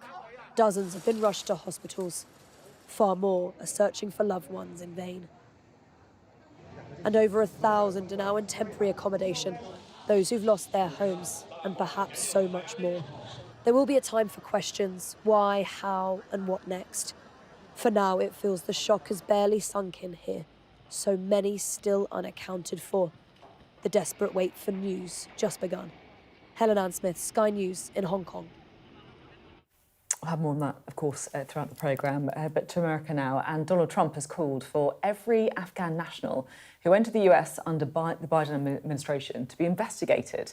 It's following the shooting of 2 National Guard troops near the White House. The attack happened last night and, according to the president, was carried out by a man who arrived in the US in September 2021 during America's withdrawal from Kabul. Our correspondent Mark Stone has this report. A block from the White House, mid-afternoon. Officers, agents, officials from multiple agencies responding fast to the shooting. 2 National Guard members shot at close range. At this stage, it was not clear whether the gunman was still at large. The White House was locked down. And beyond the cordon, the 2 were treated for what appeared to be severe injuries. They were ferried by ambulance to helicopters and then to hospital. The National Guard member was covered in blood on his head, and there was countless personnel around him. Or at least one of them, the condition, he wasn't moving, and they were trying to resuscitate him. The news conference at the scene was arranged in haste. 2 of our brave members of the National Guard and the Department of War were brazenly attacked in a horrendous act of violence. They were shot. When a suspect came around the corner, raised his arm with a firearm and discharged it at the National Guard members. Just to clarify, the person believed to be responsible is in custody and there are no other suspects. At this point, we have no other suspects. We have reviewed video from the area. It appears, like I said, to be a lone gunman. The presence of the National Guard in DC and other US cities is now as normal as it is controversial. Here since the summer on the orders of the president to fight crime. Their deployment has sparked huge political division. The suspect has been named as Ramanullah Lakhanwal, identified by officials as an Afghan national. His background and his motive are now central to the investigation. Well, there's still a lot of activity here. It's a few hours now since the shooting, but it's still an active crime scene, and we can see that investigators are going to be here clearly through the night. This has been a shocking day. It will clearly have political ramifications as well. And that politically charged framing came mid-evening from Mar-a-Lago. This attack underscores the single greatest national security threat facing our nation. The last administration let in 20 million unknown and unvetted foreigners from all over the world, from places that you don't want to even know about. No country can tolerate such a risk to our very survival. Far from here in West Virginia, where those who were shot were deployed from, 2 families are now numb. Mark Stone, Sky News in Washington. Well, more from Mark Stone and from the US later on in the programme. But we're going to get more reaction now to the budget yesterday. Former Shadow Chancellor John McDonnell is here. A very good morning to you, John. Thanks so much for joining us. Headline question, how pleased are you to see the 2-child benefit cap lifted? And do you commend the Chancellor for doing that? I'm really chuffed. I'm really pleased, yeah. I want to thank all those people who campaigned for it as well, all those MPs, some of whom who lost the whip, Gordon Brown, a lot of volunteer organisations out there as well, worked really hard. We've got to the right place, and I'm really pleased. Should have been done ages ago, but we're there now. I mean, it's funny you mentioned the whip being removed. Do you think the Prime Minister owes an apology to everyone who had the whip removed? I'm not bothered about apologies. I just want us to move on now, because there's a lot more to be done, to be honest. We've scrapped the 2-child limit, but we need to do a lot more. The government has promised a child poverty strategy. I want to see that, because there's nearly 6 million children living in poverty in our society. That's unacceptable. Clearly, the 2-child benefit cap is a big part of what's been lifted in that realm, but there's quite a lot more welfare spending in general. 16 billion more per annum by 2030 than had been previously thought. And the bond markets are very calm. Billionaires like John Caldwell joined us, seems very relaxed about the measures overall. Does that suggest that there's been too much concern about these types of spending programmes over the last year, and that for the right type of programme, it's OK to increase spending? I think there's a recognition that we've got to reframe the discussion about welfare. I'm proud of a country that looks after its people. I'm proud of a country that has a welfare state. And the levels of welfare expenditure are on the basis of what people need at the moment. So let's tackle their needs. We've got a lot of people unemployed who need to get jobs, and we can help them into work if we give them the right support. A lot of people who can't get the hours in work. There's about 6 million who can't get the hours they need. We start growing the economy, we can do. And there's a lot of people with health issues and disability issues that, with a bit of support, reasonable adjustments, they'll get into work. But there's lots of others who can't. So let's be proud of supporting them. We're a civilised country. And are there more areas of support that are needed? I think there is, in terms of support for people with health issues. The more we can speed up our health performance in the NHS, the more that we can speed up and end the waiting list, the more we can get people back into society and work, and the more that we can give people support, as we say, reasonable adjustments, so we can give them that little bit more support where they can then get into work and support themselves more. So that's all doable. And if you see the argument again, based on the calm reaction of the last 24 hours, if you see someone say, we can't afford it, the bond markets won't let us, etc., etc., do you think you have the evidence now to say, well, I'm not sure that's true? Look, it's always been the case that what the bond markets want is stability. They want to know there's a government that has its own plans, that will implement those plans. There'll be some things the bond markets don't like, but they'll live with it if you're providing them with stability and a steady return. And that's what Labour governments do. So what I'm pleased at, we've woken up to the fact that we're now a Labour government. And therefore, I guess, do you expect to see more of the same in terms of what you've managed to push Keir Starmer and Rachel Reeves to doing in this budget? What we've succeeded is scrapping the 2-child limit. That's great. We now need a child poverty strategy. What we've succeeded in doing is forcing the government into tackling issues like rising prices, so fares, prescriptions, and a bit on energy as well. I wish we'd have got rent controls in there too. But also we've persuaded the Chancellor that the way to go forward is actually to tackle wealth inequality within our society. So some of those taxes we saw yesterday were directed at the wealthiest.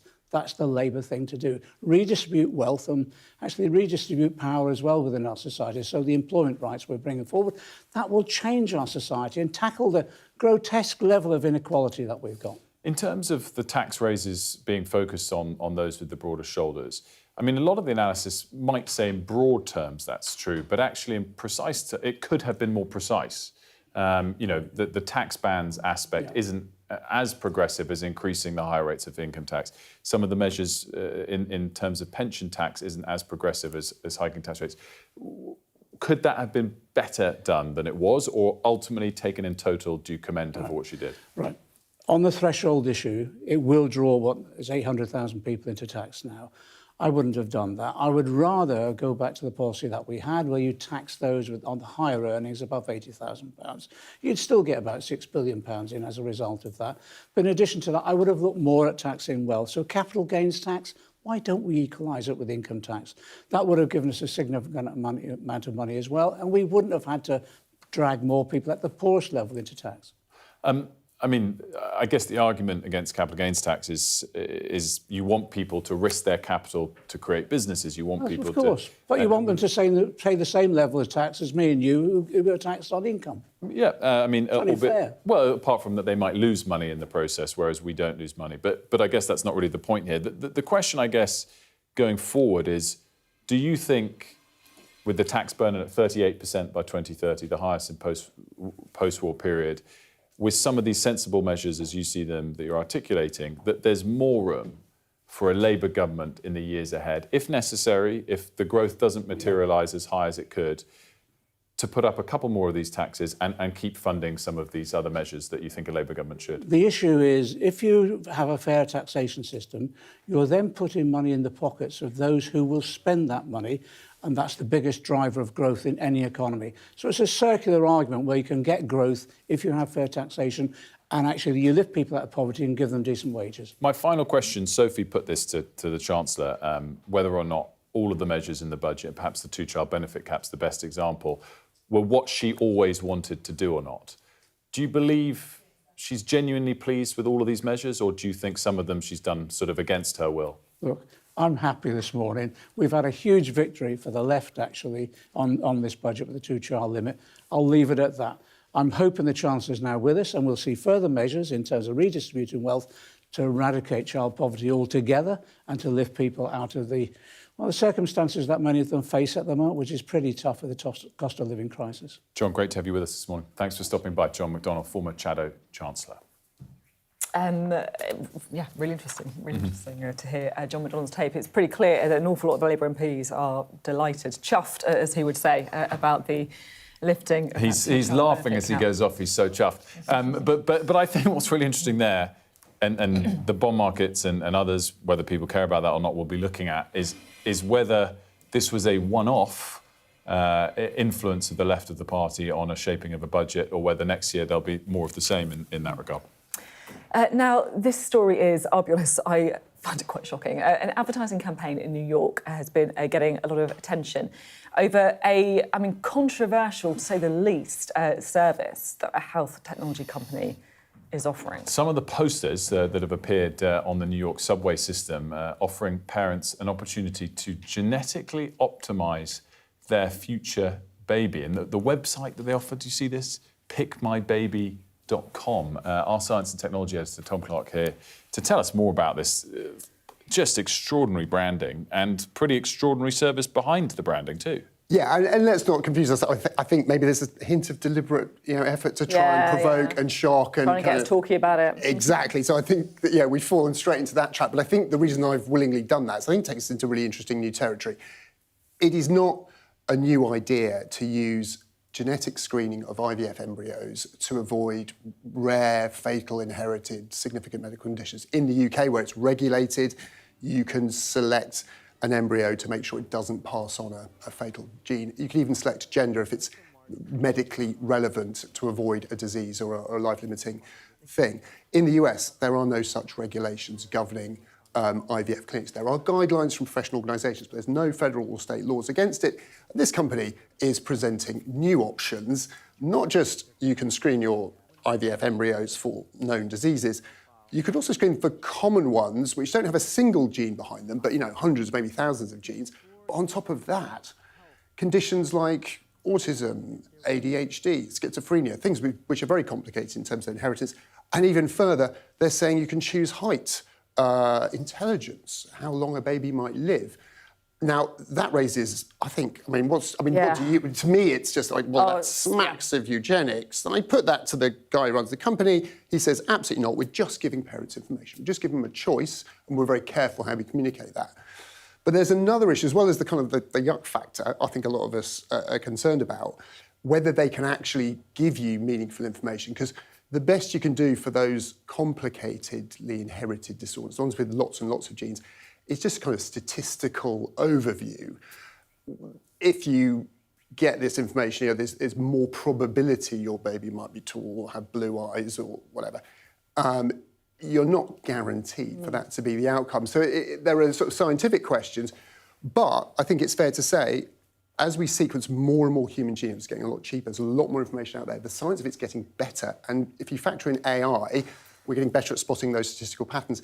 It does open up the possibility that these sorts of tests could be more relevant in future and where this idea is leading us, especially in places like the US where there aren't rules, certainly yet, regulating what you can and can't do with, with an embryo. Before talking to you, I didn't even realise that you could, in some states, select the sex of an embryo. I find this stuff and a few other countries around the world, troubling.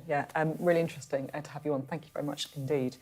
Lots more coming up. We are going to be continuing our post-budget analysis with the leader of the Liberal Democrats, Ed Davey.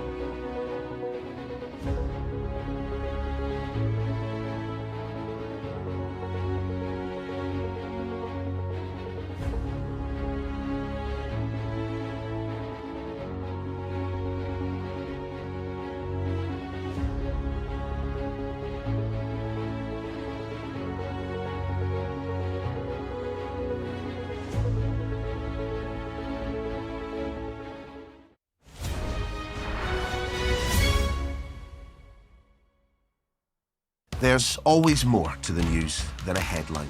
We want to discover, to delve a little deeper, to find out what's really going on. Explanation, analysis, the people at the heart of every story. I'm Neil Patterson, and this is the Sky News Daily Podcast. So, by the end, we'll hopefully all understand what's going on in the world just that little better. Available wherever you get your podcasts. I'm Stephen Murphy, and I'm Sky's Ireland correspondent based here in Dublin. The waters of Ireland and Britain should be home to great white sharks. If there are great white sharks in this area, there's no reason they wouldn't come here to feed. It's basically a buffet on a beach. This could be not only a record-breaking storm, but potentially the most dangerous storm ever to hit Ireland.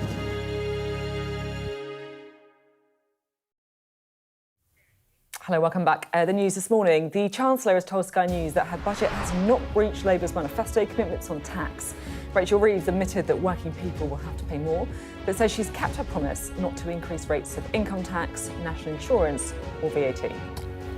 Rescue workers have been battling a huge fire that's engulfed several high-rise apartment buildings in Hong Kong. The fire has left at least 55 people dead and nearly 300 others unaccounted for.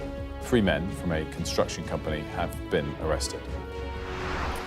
Donald Trump has called for every Afghan national who entered the US under the Biden administration to be investigated. This is following the shooting of 2 members of the National Guard near the White House. Both soldiers are now in a critical condition. Well, let's get more reaction, shall we, to Rachel Reeves' budget. We've spoken to the Chancellor already this morning. We can talk now to the leader of the Liberal Democrats. Sir Ed Davey is here with us, I'm glad to say. Thanks for being in the studio. Good to have you here. Welcome to Mornings. Thank you. So what's your, I guess, initial response to the budget? Well, hugely disappointed for all the millions of people who are facing higher tax. And we've seen this before in the Conservatives. They freeze the income tax allowance, drag millions of low-paid people into income tax, take lots of people into higher rate of tax. That's what the Conservatives done. And now Labour has just copied that. And I think people struggling with the cost of living, just paying their food bills, their energy bills, are going to say, why are you punishing me with higher taxes? And what do I see for it? And the truth is, Sophie, there's an elephant in the room here which hasn't been talked about. And that is the fact that Brexit has cost our economy hugely, up to 8% of our national income. And if you translate that into tax receipts for the Chancellor, that's £90 billion a year. And so if we hadn't made all those mistakes, promoted by the Conservatives, supported by Reform, So we wouldn't see higher taxes. What would you do now with Brexit then?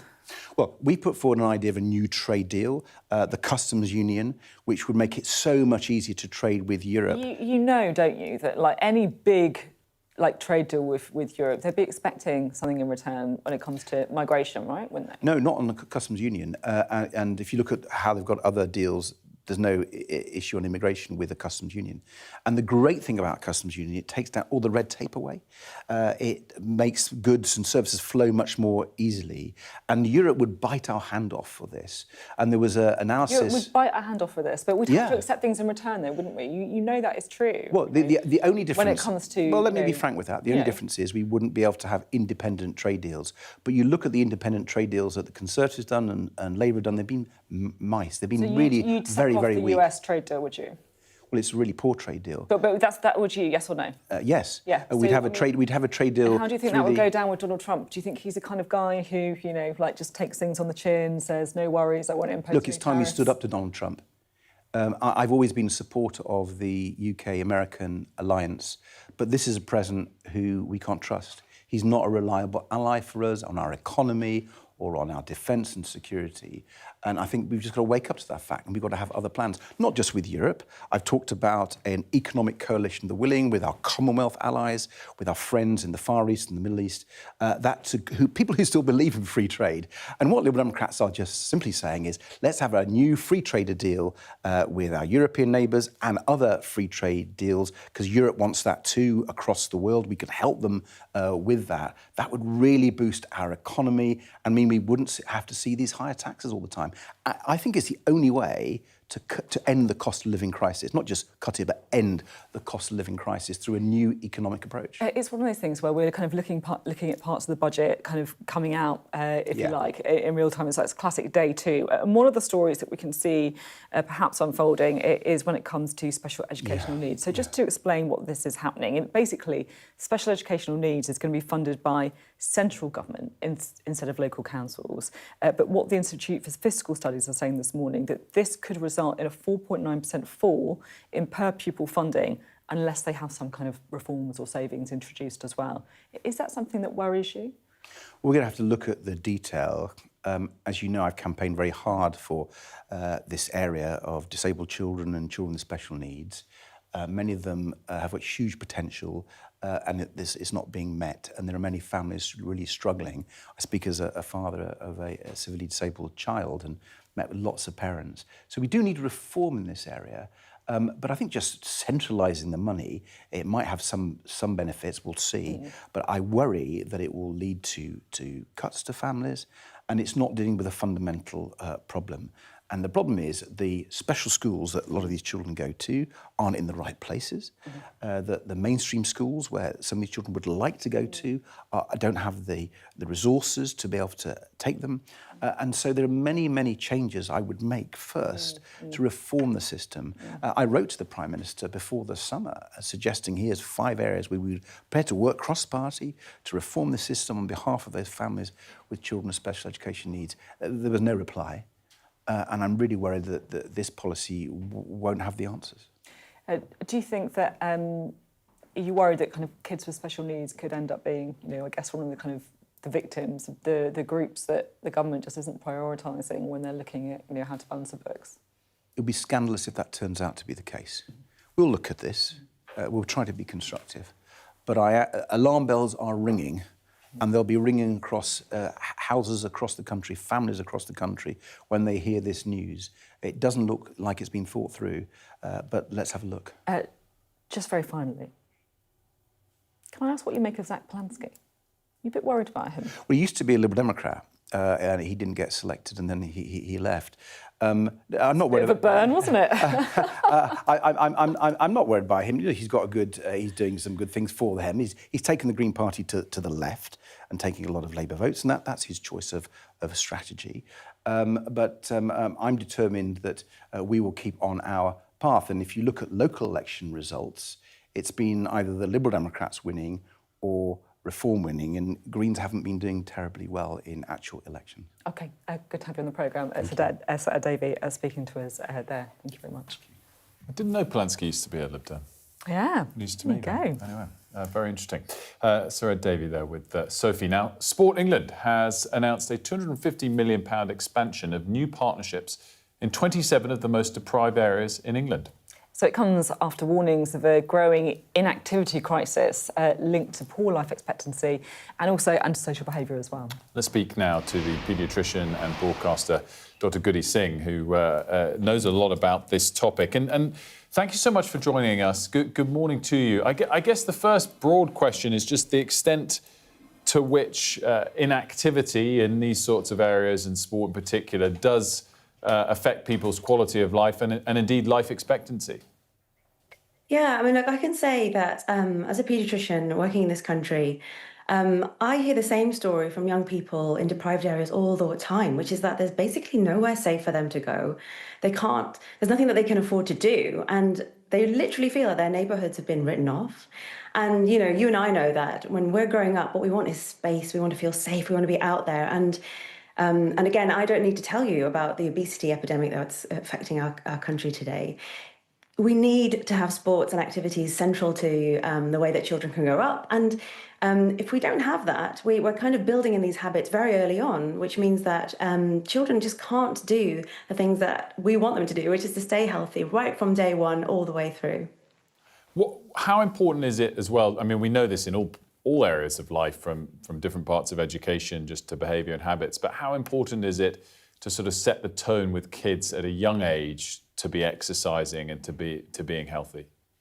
Well, habit formation is central to everything that we do. And, we want to set up the conditions so that everybody in society, whether they are rich or poor, whatever background, can do those things, because these things are pivotal and they do make a difference. But I will tell you, when you ask kids about what sports and activities mean to them, it's really not about winning gold medals, right? It's about belonging. And I think this is key, and this is something we forget. So sports clubs or activity groups, what they do is that they give young people a safe place to go to after school. They give you adults who believe in you and teams that believe that you matter. And I can tell you that we are facing in this country a mental health epidemic. But if we were to be able to channel those young people into these sports and activities groups, we will build their confidence. They will have friendships that mean that they have a sense of community, and that can turn things around. And so these habits are not just about doing exercise. They're also about having those connections with other people that give you meaning and mean that you can avoid the other harmful habits that you develop instead. I'm a massive believer, to be honest, in the power of sport, particularly for young people, when it comes to mental health, when it comes to learning relationships, all of that kind of stuff. I think I'm a huge believer in it. I'm just so struck by, the gap that you've been talking about when it comes to more deprived communities. And I just wondered if you could kind of unpick a bit. Why do you think it is that it's specifically the related to, the more deprived communities perhaps not doing enough sport? Yeah, that's a great question. And the truth is that those life expectancy gaps that we talk about, they're not caused by one single thing, right? We know that they're a result of all of the issues that build health. Because health, the thing that we've forgotten is that health is not built in hospitals, right? The gap is caused by poverty, poor housing, insecure work, and yes, of course, physical inactivity. But the thing is that there's only so much that you can do if you live in an area that doesn't have access to green space, doesn't have affordable places where you can exercise. No matter what you do in that situation, you're not going to be healthy. And we talk about exercise within the field that I work in. We talk about exercise and sport as being this miracle cure that we have not yet tapped into for really creating health and wealth in this country. And the problem is that so many people face so many barriers. And it doesn't matter whether we're talking about wealth or we're talking about racial disparities or we're talking about geographical issues, things like the rural-urban divide. The point is that we have to try and think about how to make these safe spaces available to everyone. And the thing that I think we need to do is to understand that we are not going to fix people's health by thinking about health occurring in hospitals. Yes, we need to fund the NHS, but we also need to think about funding our communities. And also, our communities are where people know what they need and what they want. And so there's something about believing in communities to basically make health happen and create health out where it belongs. It's been great to talk. Thank you so much for coming on and talking to us about that report out this morning. Thank you. We're going to take a quick break. When we come back, Trevor Phillips is going to join us to talk about the doubled prostate cancer risk for black men and why getting tested matters. And we'll talk to him about the budget, what he's got coming up on his show on Sunday, and just shoot the breeze with our good friend Sir Trev. We'll be right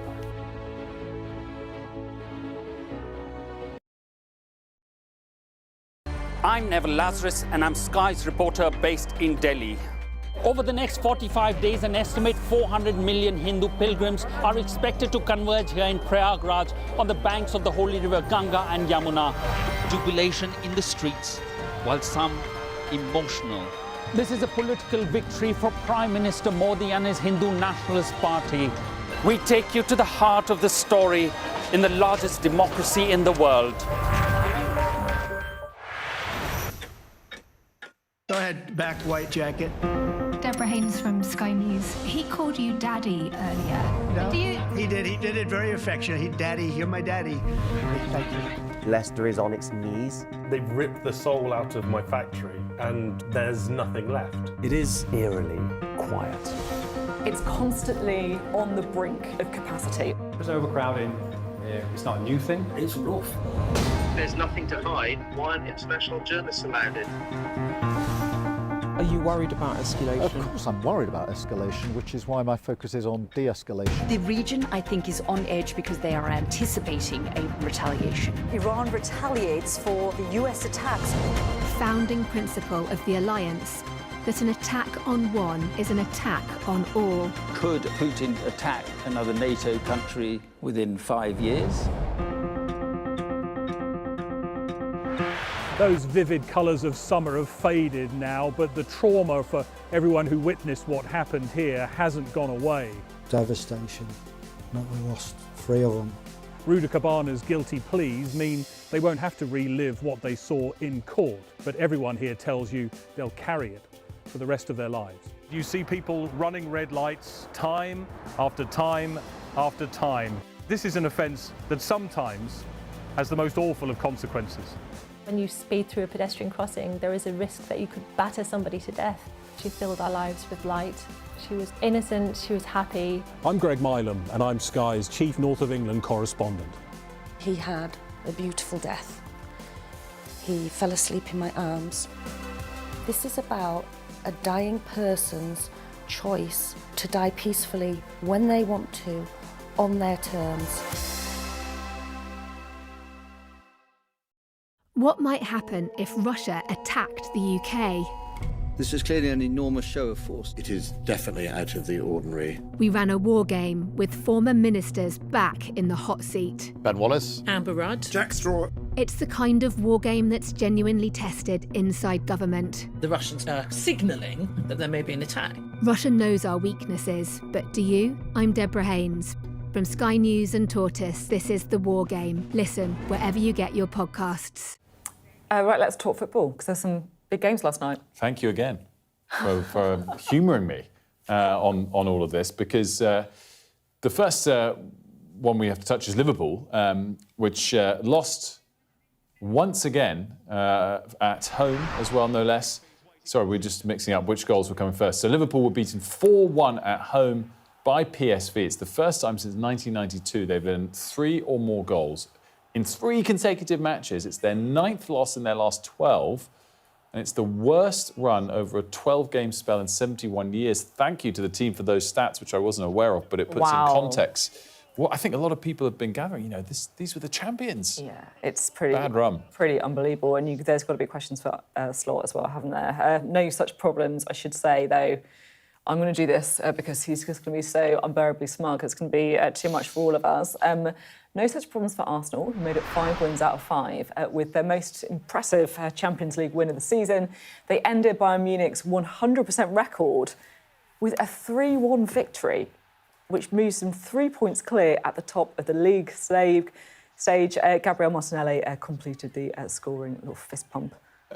You can see it there. I'm going to enjoy it whilst it lasts, because, as you've rightfully reminded me plenty of times, we'll probably choke before long. And at the moment, top of the Champions League, top of the Premier League. Thanks very much. Yeah, season's fish should stop here, right? End it now. End it now. Job done. Very enjoyable. Now, we've been talking this week. Has it been this week that it started? God, it's been a long week. We started this week talking about prostate cancer after David Cameron revealed he'd been treated for the disease. Well, today, the UK National Screening Committee will meet to discuss whether a wider group of men should be screened as a default. Now, if you look at the statistics, there are some pretty shocking individual stories to come out of there. 1 in 12 black men will die from prostate cancer, which I find mind-blowing. And I learnt it because of a column written by our very own colleague, Sir Trevor Phillips, who's been campaigning on this issue to raise awareness, especially around the issue of testing for black men. Thanks so much for being with us, Trevor. Just talk us through why you're so concerned about prostate cancer. Good morning, Sophie. Good morning, Will. Well, by the way, great privilege to be on your new show. Love the set. The reason that this is an issue for my family, of course, is that my brother-in-law of nearly half a century died about a decade ago after many years of chemotherapy and surgery, and we remember him every year. But as you say, Sophie, the key thing is that the odds of dying from this disease, if you come from a black family and you're a man, obviously, are double those of anybody else. And the reason that I think it's important to raise awareness of this is that some of that is just straightforwardly to do with DNA. But some of the problem, the reason that the odds are so high are because we basically, in the past, nobody much thought about why black men might or might not die. And secondly, there was a tendency to wave away the request for a PSA test because, you know, it's unreliable, then you get into a biopsy and it might be dangerous and there'll be side effects and so on and so forth. So there was detection that came too late for too many people. That's the reason I think this is so important. It's not just to draw attention to the heightened odds, but awareness might save a great many lives. Do you think that there's division across society of where awareness is high and where it's not? Is that part of what you're saying? Well, I think that the lack of awareness cuts in two ways. First of all, to be honest, as I was growing up, until my brother-in-law died, I wasn't really conscious of prostate cancer, full stop. Even when he died, I was not conscious that I had theoretically an elevated risk. As it happens, I don't have this problem, but I think, first of all, most men, and specifically most black men, aren't still aware of the elevated risk, despite the fact, by the way, that prostate cancer has done some terrific work on campaigning. I have a little data analytics firm that's helped them locate clusters of black men. I've run a couple of marathons for myself for the charity. So there is, first of all, an issue of awareness amongst patients. So the more we talk about it, the better. But I think the bigger or an equal issue has been lack of awareness amongst professionals who tended not to know that there was an elevated risk. And if I can be honest, not my current GP, but an older GP, was slightly dismissive when I first raised this issue and tended to treat it as a kind of, oh, you know, you've seen something in a newspaper somewhere and you've got yourself alarmed, calm down, dear. I think that is one of the things that needs to change, that the professionals need to think a bit harder. And in the column I wrote, I made the comparison with sickle cell anemia, where 25 years ago, sickle cell anemia, which is something that only affects people of West African descent, nobody really thought very much about it. So that heel prick test that babies get as soon as they're born, they tested for all sorts of other things, cystic fibrosis and so on. Didn't test for sickle cell anemia. About 20 years ago, we campaigned on that. Now every baby gets tested, irrespective of their race, by the way, for sickle cell anemia. And the consequence has been that early diagnosis has led, we haven't got a cure yet, but it's led to early treatment and saved enormous amounts of anguish and pain for people from my background. Trevor, I'm really interested in this. It's not a subject I know that much about, but something that I have looked into quite a lot before is childbirth and maternity care, and how black women are much more likely to die in childbirth, and babies are much more likely to die as well. And I just wonder, do you think there is a problem, you know, in healthcare, in the way that we look at some of these issues where there are additional risk factors for people of different races? Yes, without question. We don't keep statistics. And one of the things that we've been able to show is actually the NHS's statistics by ethnicity are way out. Now, why does that matter? It matters because, and as I said in my column, you know, there's a sort of fashionable idea that, you know, we're all under the skin, race is not a real thing, it's a social contract. This is complete nonsense. My own father died partly through complications from sickle cell anemia. So if somebody ever says to me, oh, you know, this whole race thing, why do you get so wound up about it? Because we're all the same. I just want to walk away, because the truth of the matter is we are not the same. And the health service and other services have to recognize that there are things that are different about us. That doesn't mean you have to be discriminated against or you have to be treated in some way, but in the same way as we recognize that men and women have different needs, I think we need to get ourselves into a place where we're not being squeamish or coy about the fact that there are ethnic differences, are different needs. And in order to do that, we've got to measure, we've got to monitor, we've got to understand what those differences are. And that's why I made the point about sickle cell. I think the same thing will be true about prostate cancer. I think the same thing will be true about black women and fibroids, for example, risk of childbirth and so on. We need to stop being, if you like, coy about this and treating all difference as though it's something to be hidden, to be embarrassed about, or to assume that once somebody says, you know, there is a racial difference, it must automatically lead to some evil outcome. That's not the way the world should be. And Trevor's op-ed is well worth reading. It's from earlier in the week in the Times, and of course we'll cover that decision when it comes from the committee later today. Quick final thought, if we can, Trevor, on the budget. And my question to you on this is the politics and where you think we'll be in a month's time or so in terms of what the nation's views are towards the Chancellor and I guess the Prime Minister, who seem sort of joined at the hip more than ever. Do you think she's bought them both time or not? You're asking me, is she toast? I think the answer is sooner or later, probably yes. And the reason is this. I mean, I think what we'll start to talk about in the next few days, and I'll talk to the Chancellor on our show on Sunday morning, is that we can get all wound up about the individual technicalities, but something more profound is happened here. The old Labour leader, Nye Bevan, said that the language of priorities is the religion of socialism. And what the budget has done is tell us what Rachel Reeves and Keir Starmer's idea of socialism looks like by the choices they have made. Now, I think the big standout thing, of course, is the 2-child benefit cap. And that's clearly a choice. And the big choice here is they put the party before the country. The country's view is by about a 3-2 majority. Even Labour voters by a majority think that the cap should be kept. The party activists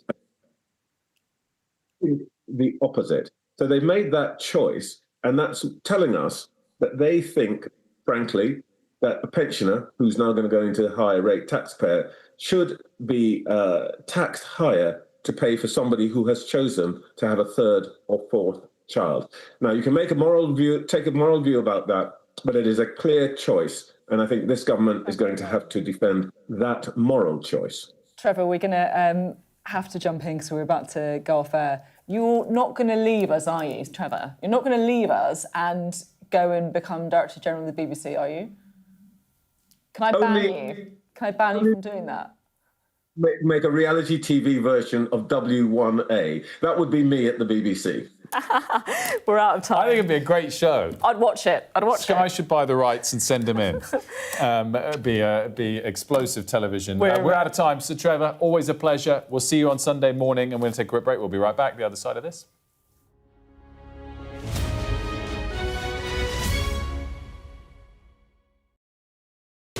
We are under Israeli military restrictions in terms of some of the things that we can film, but it's important to be in there.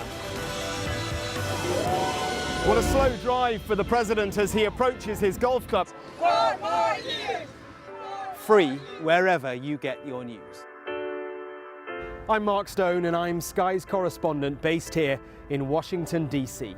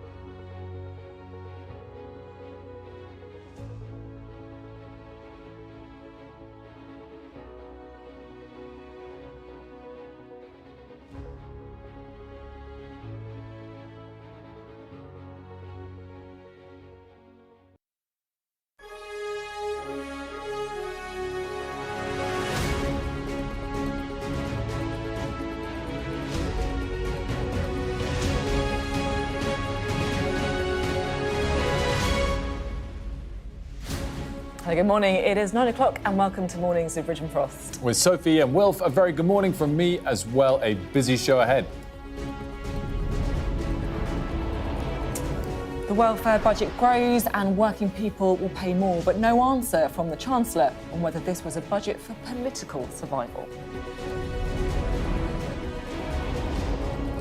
A deadly fire took hold of a Hong Kong apartment complex, killing at least 55 people, with hundreds still unaccounted for. Two members of the US National Guard are critical after being shot in Washington, D.C. President Trump blames Joe Biden's immigration policy. The last administration let in 20 million unknown and unvetted foreigners from all over the world, from places that you don't want to even know about.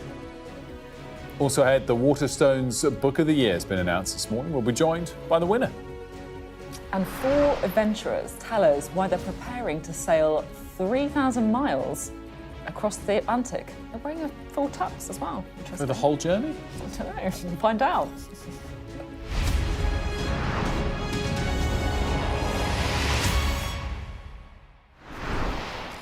There's one key question being put to the Chancellor this morning. Have Labour been honest with the public? After repeated election campaign pledges not to raise tax on working people, Rachel Reeves admits working people will be affected. Ordinary people will pay more. But I wanted to know, was this the budget she even wanted to deliver? Because there was little to show for the two things that she cares about and actually spoke about a lot during, the budget itself, the NHS and our education system. Instead, we had an inflated welfare budget and higher taxes. So I asked her if this is what she wanted or was she catering to the backbenchers? This is what she said. This was my budget yesterday, focused on my priorities and the government's priorities, cutting the cost of living, cutting NHS waiting lists and cutting borrowing and debt. And we achieved those things in the budget. So I'm just going to come in. I'm just going to come in. I'm sorry, and it's hard. I know it's hard when we're in different rooms, but I am going to come in. So firstly, debt is going up, actually. Debt rising as a share of GDP from 95% of GDP this year, ending the decade at 96% of GDP. But you're talking about the cost of living, you're talking about schools. That's kind of my point. The big spend was on... No, this is really important. Sophie, net financial liabilities, which is the measure of debt, which includes the assets, the financial assets on the balance sheet, not just the liabilities, falls during this Parliament. That is really important that people understand that. That's why we saw a fall in government borrowing costs yesterday, because the markets get that. The IMF say that we've got the fastest rate of consolidation Can I just go and say the point that I'm making? Economy. The point that I am making, though, is you're talking about cost of living, you're talking about NHS, but actually the spend here was on welfare. Welfare spending going up by 16 billion by 2029 to 2030. And this is what I don't understand. I think you believe we do spend too much money on welfare, right? And that's what you've tried to drive through Parliament. And I'm trying to work out why we've ended up with a budget that is taxing working people in order to spend more money on welfare, when I don't think that's what you think is the right thing to do. Is this because it's all about trying to prop up Keir Starmer? Is it a survival budget, designed to let Keir Starmer make it to the next election rather than win the next election? I yesterday went to a hospital in North London. I went there straight after my budget speech, and I was chatting to nurses there, and they say one of the main reasons that children end up in hospital is that they are poor, with respiratory conditions, because they are sleeping in cold and damp homes. Well, that was the Chancellor's take. What about the former Shadow Chancellor, John McDonnell? What did he make, in particular, of the two-child benefit cap being lifted? Was he pleased or not? I want to thank all those people who campaigned for it as well, all those MPs, some of whom who lost the whip, Gordon Brown, a lot of volunteer organisations out there as well, worked really hard. We've got to the right place, and I'm really pleased. Could barely smile off his face when talking to him. He was beaming, and we tried to push him to say, should the Prime Minister apologise to him, which he didn't go as far as saying. But I got the hint from that they're going to use that power over the Chancellor again if they can. Let's bring in our political correspondent, Amanda Akat, who's in Downing Street for us. Amanda, I feel like this is classic budget day 2, when all the kind of really smart kind of economic geeks in the various different foundations start pouring through the figures and giving their take on the kind of impact of the budget. So what's been said this morning? Yes, so we've had the analysis from the Resolution Foundation. Well, part of it, there's more to come later on this morning. But effectively, what they've done is crunch through the numbers overnight. And I think a number of their findings are really interesting. I mean, overall, they say it's a more upbeat perspective than they have been expecting from the Chancellor. And they talked about the support for the cost of living and what they described as some sensible, progressive changes to taxes. But I think one of the most extraordinary things that they've highlighted in their analysis is that actually, if the Chancellor had gone ahead with her first plan and actually put up income tax by 1p, that would have actually been better for people on lower incomes. So anyone earning £35,000 a year or less would have been better off with that. It would have been more progressive than actually the freezing of the tax thresholds that she ended up deciding to do. Now, of course, that would perhaps have been a more egregious, direct breach of the manifesto pledge that they made not to put up taxes for working people. But there's already a big row about the fact that putting up that by freezing these tax thresholds and dragging people into higher brackets, and they are making working people pay more anyway. That's something the IFS concluded, even though she tried to kind of push back on that when you asked her about that earlier anyway. Now, the other interesting thing is about two-child benefit cap. Now, of course, we heard John McDonnell there saying he's chuffed about this, saying this is a victory for the left, and certainly it's something that has gone down very well with Labour MPs, as you would expect. Very rebellious, restive backbenchers. Clearly, the Chancellor buying herself some time with this decision, even though she was again insisting this morning this is something that she believes very passionately about doing. But the Resolution Foundation saying that this will have a big impact for more than 500,000 families who will get an extra £5,300 as a result. So that will be a big impact. And that overall is progressive in the sense that the poorest families will be £90 a year or so better off, although that's less than £2 a week. But the richest half of families will be £1,000 a year worse off. And then one other thing that's quite interesting is that they're kind of highlighting, as the IFS did yesterday, they described it as a kind of spend now, pay later budget, that effectively it is backloading the really hard stuff in terms of spending cuts and future tax rises to just before the next election. Will they ever happen? But saying that some of the cuts to government departments could be almost as bad as we saw during those years of austerity. So that's clearly not something that the Chancellor wanted to highlight yesterday when she was talking about this isn't a return to austerity. Amanda, thank you very much indeed. Amanda Acas there at Downing Street. Right, let's get into some of the details with Ed Conway. I'm delighted to say joins us here. And Ed, I have to just start on this. Your op-ed on the Sky News website is titled "Britain Taken." I thought it was just an analysis. Analysis. Sorry. Yeah, I like it. Yeah. It says Britain taken into uncharted territory. I didn't think uncharted would be a word you would pick. Thank you. Yeah. But in particular, you're pointing to the chart you're going to start with us. Yeah. Which is the tax burden. Tax burden. Shall I show you that? And you guys just shout at me if you have particular requests for charts, because otherwise I'll just blather on and everyone will be like, well, where's this going? But someone's in the gallery saying, do you do requests? The answer is yes. It turns out. So this is the tax burden, and this is basically showing you the higher this is, the more as a country, as a nation, we're being taxed. And this is kind of every tax. It's not just personal taxation, it's business taxation, it's the lot. This has never been up to kind of like above 37% of GDP, and the reason we do it as a percent of GDP is you can compare it over history. Here's why this is kind of a significant moment for us. So the last government, partly because of COVID and various kind of means to try and kind of basically narrow the gap in terms of the public finances, said that the tax burden was going to go up. So that was Conservative plans. They were raising taxes, the Conservatives, or at least were planning to. The Labour manifesto comes along. So this is the manifesto from the last election, and they basically said, we're not going to raise taxes that much more than the previous government. Maybe a little bit, just a weeny bit, but basically that much more. Look at what actually happened. So this is the last budget. Suddenly the tax burden is heading higher. And then this is this budget. These are the plans for this budget. And this is the key thing, really, isn't it? Look, the tax burden, the total amount of taxation we're paying across this economy is going up to, that's the highest level that we've ever seen. And the numbers go back to the 1940s, but in practice, actually, the 1940s, before the 1940s, taxation was never as high as this. So it is literally uncharted territory. And if you compare, should we do the comparison with other parliaments or other countries? What do you want to see next?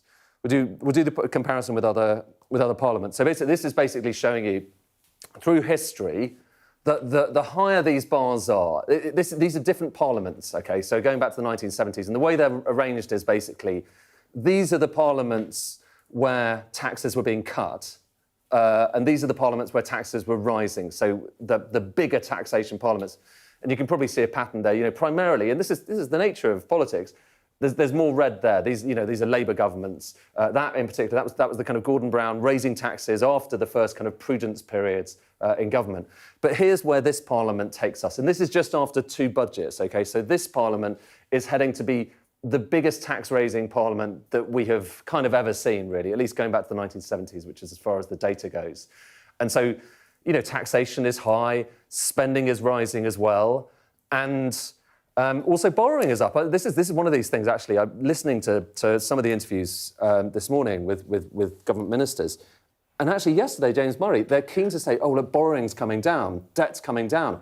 That's just plain wrong. Borrowing is actually higher in pretty much every year of the forecast horizon. Can I just... So just on that, because I asked Rachel Reeves about this morning, she said that, you know, debt's coming down, and I pulled her up on it, and then she said, oh, no, you're completely wrong. Net financial liabilities are due to fall during this Parliament. Yeah, they're due to... See, all this stuff is due to fall, OK, but it's due to fall... I can't see if I've got the net financial liabilities chart. They're due to fall by basically less quickly than they were last time around. So the national debt, for instance, OK, so this is national debt, which is kind of not that dissimilar. So it goes up. This is last time around. It goes up, and then it kind of comes down. Let me check that the actual numbers have come in there. This is the national debt as per the latest figures. So look, we end up with a considerably higher national debt than last time around. What she's saying, though, Sophie, is, look, oh, yeah, no, it does come down. Oh, yeah. It does come down, because it is coming down towards the end of the next Parliament. But it's higher than it was under the previous plans. And that's the key thing. I mean, we've zoomed in on the axis, so the difference is kind of clear, you know, bigger than you would have thought if you zoomed out and put that down to 0. So proviso on that. But nonetheless, the bars are higher. The national debt is going to be higher under this government. Same for deficit than they previously said. And so there's a bit of you know, jiggery pokery. I think, you know, the interesting take on that is we came in to think tax is going to go up just to fill a black hole, but in fact, they did boost spending more than expected too. Yeah. But my question, because it was such a great chart when I was watching you guys yesterday, is the number of measures, because all of these sums and predictions going forward are based on these taxes working and actually capturing the type of revenue that they expect and not hurting growth. The chances of that fall when you make things complicated. Yeah. And you've got a chart that shows quite how... Well, oh, no, you don't. I haven't updated it today. Oh, no. Oh. Sorry. It's the one shot. He took the requesting. You told me the request. No, I did it yesterday, but then I didn't. There was so much going on. OK, but it's about 86, I think, measures in total, which is I don't know if it's quite the record, but it's close to the record. We'll have it later. But can I just say the one thing that for me that was a surprise, which again, I don't know if I made enough of yesterday, and we need to kind of talk about today, is do you remember how much hype there was about how the economic forecasts, that the OBR was going to downgrade productivity, the Office of Budget Responsibility was going to downgrade productivity, and that was the main disaster for Rachel Reeves, and that was kind of what all that briefing was about. In practice, that downgrade wasn't as bad. And the main thing that is causing all of this extra taxing is the fact that they want to spend more. So it's a higher spending, higher taxation government, and most of that they can't blame on other people. That's a decision. Which again raises the question why you did all the pitch-rolling of an income tax hike when it was never actually as bad a hole as thought. Exactly. But we are being told we would have been allowed to continue if you'd had all the charts, but you didn't. So we have to leave it there. Cheers, lots more budget analysis to come, of course, but to Hong Kong next, where rescue workers have been battling a huge fire that's engulfed several high-rise apartment buildings. So the fire's left at least 55 people dead, but nearly 300 others are still missing. Well, 3 men from a construction company have been arrested. Police say that unsafe scaffolding and foam materials used during maintenance work may have helped to spread the fire. Our correspondent, Helen Smith, is there and sent this report. It's hard to imagine the horror, the panic playing out within. There was no let-up overnight in Hong Kong. 7 towering apartment blocks burnt, trapping hundreds who couldn't escape. It's not yet known how this started, but major renovations were being undertaken here. It's thought the netting and the bamboo scaffolding might have aided the spread, not helped by windy conditions. A monumental effort has been deployed, More than 200 fire engines and ambulances. A treacherous feat for firefighters. And among the dead, at least one of their own. Debris and scaffolding of the affected buildings are falling down, so pose additional danger to our frontline personnel. The fire began in the middle of the afternoon. One witness spoke of hearing a loud noise at about 2:45 and seeing the blaze erupt. It's thought over 4,500 people lived in this complex, a densely populated part of a densely populated city.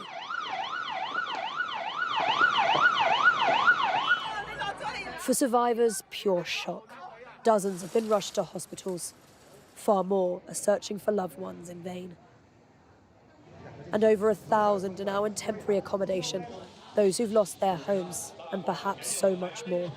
There will be a time for questions: why, how, and what next? For now, it feels the shock has barely sunk in here. So many still unaccounted for. The desperate wait for news just begun. Helen Ann Smith, Sky News in Hong Kong. To the US now, and President Trump has called for every Afghan national who entered the US under the Biden administration to be investigated following the shooting of 2 National Guard troops near the White House. So the attack happened last night, and according to the president, was carried out by a man who arrived in the US in September 2021 during America's withdrawal from Kabul. Our correspondent Mark Stone has this report. A block from the White House, mid-afternoon. Officers, agents, officials from multiple agencies responding fast to the shooting. 2 National Guard members shot at close range. At this stage, it was not clear whether the gunman was still at large. The White House was locked down. And beyond the cordon, the 2 were treated for what appeared to be severe injuries. They were ferried by ambulance to helicopters and then to hospital.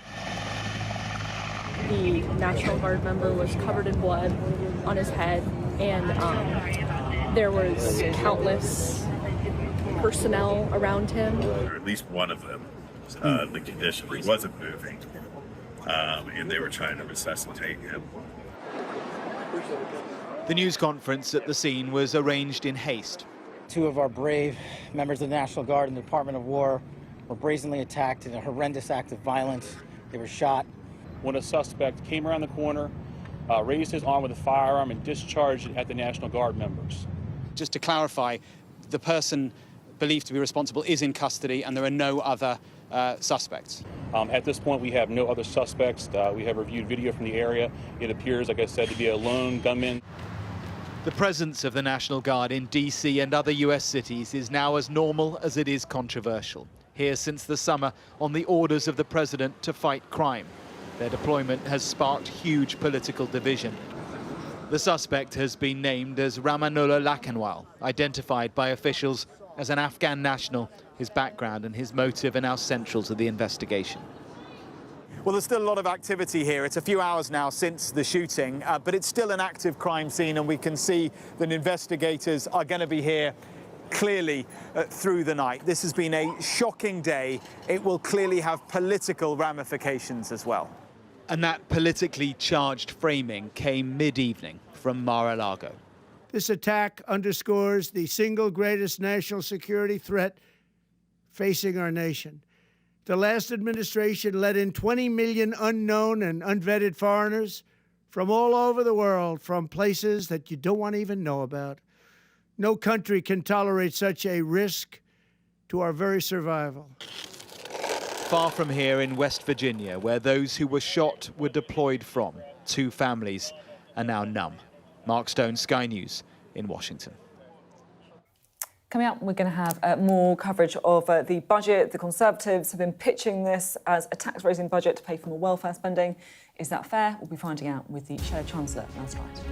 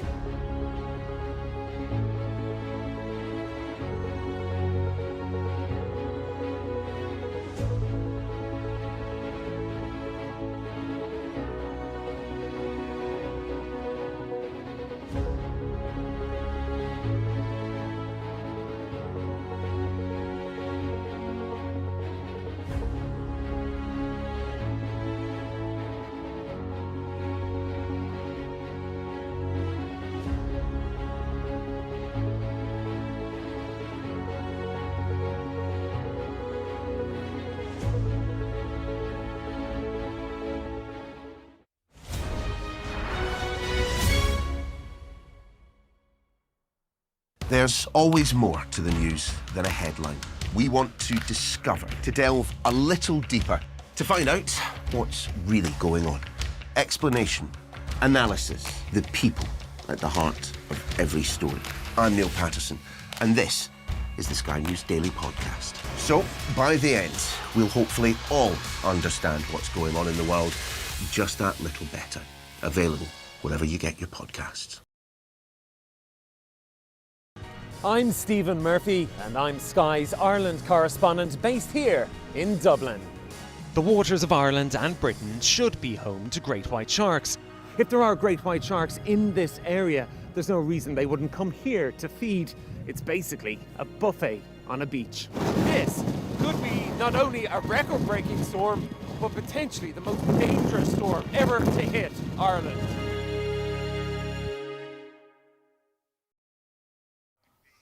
Well, we've been asking you all morning to send in your views and concerns about the budget. And I have to say, the thing that has really lit up the morning's inbox is the electric vehicles, which is quite interesting. This one from Andrew, for example, saying, for past years, governments have pushed buying electric vehicles. He's got one. And he's now saying, after all these changes, maybe he should just sell it and buy a petrol car. I think that, there's an awful lot of people saying that they don't understand the changes and they can't really work out why it's happened. This one from Scott, I wanted to bring you from as well, and he is talking about the thresholds in particular. Scott says, I want to say that Labour's lost my vote. I am, or was, a lifelong supporter. These lies are too much to take. The threshold lie was the straw that broke the camel's back. So awful lot of stuff in the inboxes over the tax changes. But yeah, the electric vehicles, interestingly, is definitely one that's got people going as well. Right, let's talk to the opposition, shall we? The Shadow Chancellor, Mel Strider's here. We can get a bit more reaction to the budget. What did you make of it? Well, I think wrong choices, Sophie. So what we've seen is putting up taxes substantially on hard-working people, and at the same time we've seen the benefits bill increase, and so a transfer from taxpayers to benefits, which we think is the wrong choice.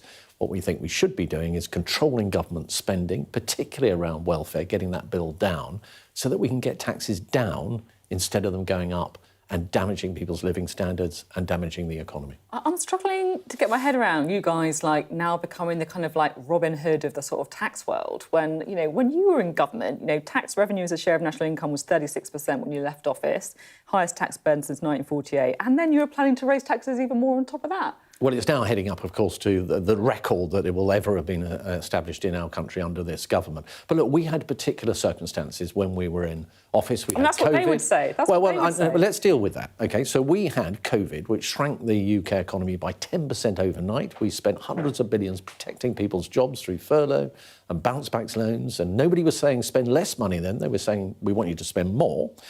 We had the Ukraine-Russia war, which imported huge inflationary pressures into the economy, and we had to deal with that, and we did.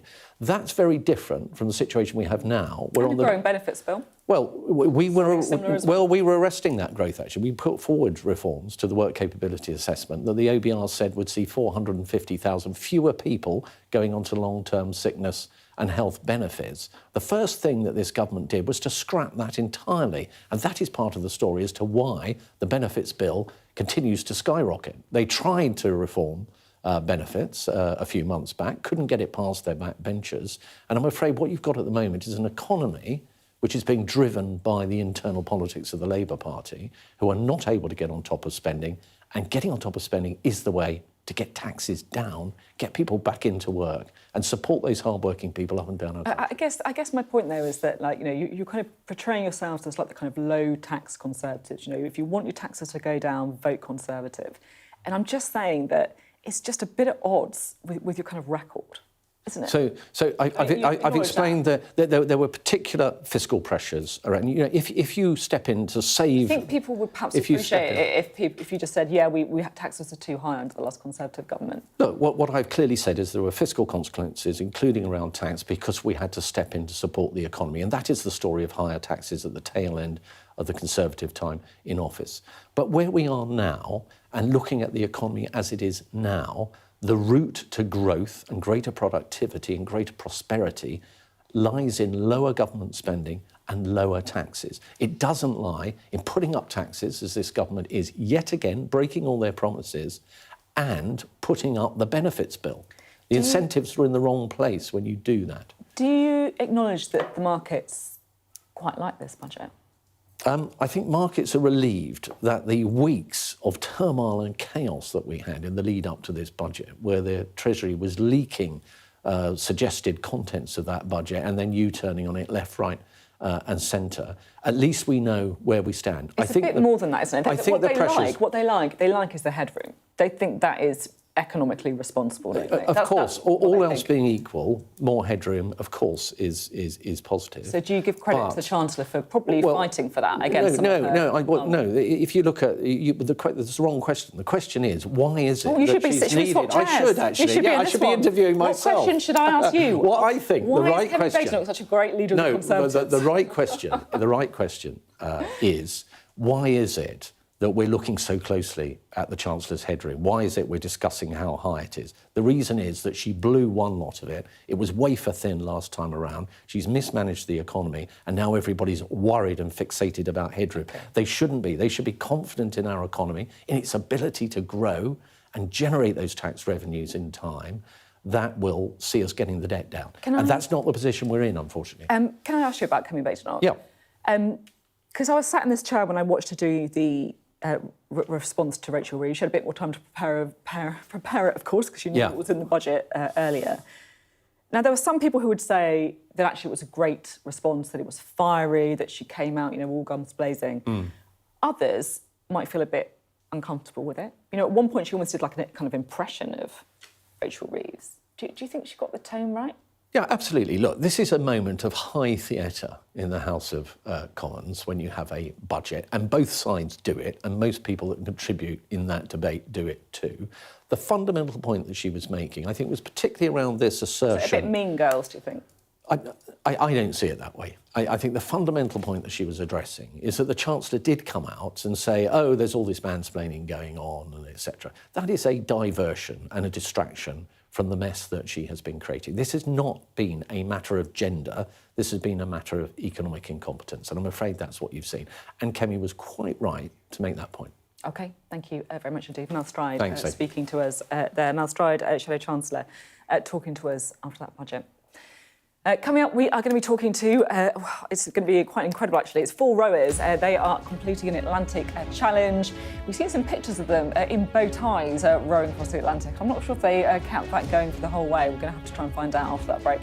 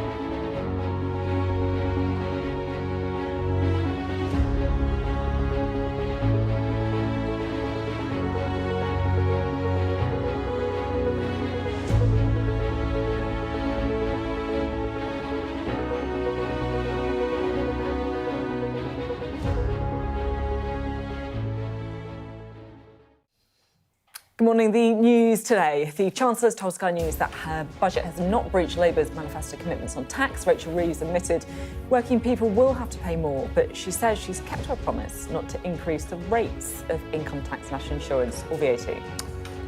Rescue workers have been battling a huge fire that's engulfed several high-rise apartment buildings in Hong Kong. The fire's left at least 55 people dead and nearly 300 others unaccounted for. 3 men from a construction company have been arrested. Donald Trump has called for every Afghan national who entered the US under the Biden administration to be investigated. It's after the shooting of 2 members of the National Guard near the White House. Both soldiers are now in a critical condition. Now, 4 adventurers are about to row 3,000 miles across the Atlantic, raising funds for charities tackling motor neuron disease and other conditions. So Team Sea's life will be starting in the Canary Islands. They'll be ending in Antigua in the West Indies. And look, it's going to be a pretty impressive journey. It's expected to take, just to put it in context, up to 45 days. They've been receiving messages of support from some famous faces. Hi guys, it's Alan Shearer here. Hi guys, Austin Ely here. Just Billy here. I'd just like to say good luck to you and the team. Sea's life, all the best. What an epic challenge you're doing, but I've no doubt you'll absolutely smash it. I hope you raise a load of money and do really well, but more importantly, all stay safe. All the best, stick at it, always a little further. Good luck. Have a great row. Well, the 4 of them join us now, which we're delighted to say. Tom, Ollie, Julian, Stuart, thanks for joining us. Just to say, it's saying sailing on screen. It's important to say it's rowing, right? Sailing, I think, would be a little bit less impressive than rowing for 45 days across the Atlantic. Thanks for pointing that out. It's helpful. By the way, yeah, exactly. But we need to clarify that. I mean, to be honest, sailing would also be quite impressive. Yeah, very impressive. It would be quite impressive. But it is rowing, and I was going to say, you're setting off soon. So you're not even doing it in the nice, cool, the nice sort of calm summer months? That's right. We're leaving from La Gomera, though, which is closer to the equator, so it will be a little bit warmer. The first couple of weeks, probably going to be really stormy, but after that, it's the heat we're going to face, 40 degrees in the cabin, so it's going to be a tough ordeal. Can I talk about the logistics of this? Because 45 days. Like, what are you going to do? What are you going to eat? How are you going to get food? Like, I can't really work out all of that kind of stuff. What happens there? So we eat freeze-dried food. It's dried, and we make fresh water from the sea with a little machine called a water maker. And we have 2 hours on of rowing and 2 hours off where we have to eat, sleep, and do everything else. We have to clean the solar panels. So you don't have another boat coming out to help you out or anything like this? This is what I was kind of expecting, like a little boat alongside. Like, just cruising alongside. No, none of that. it's just you on the little boat making water. Wow. It would be too easy if there was another boat.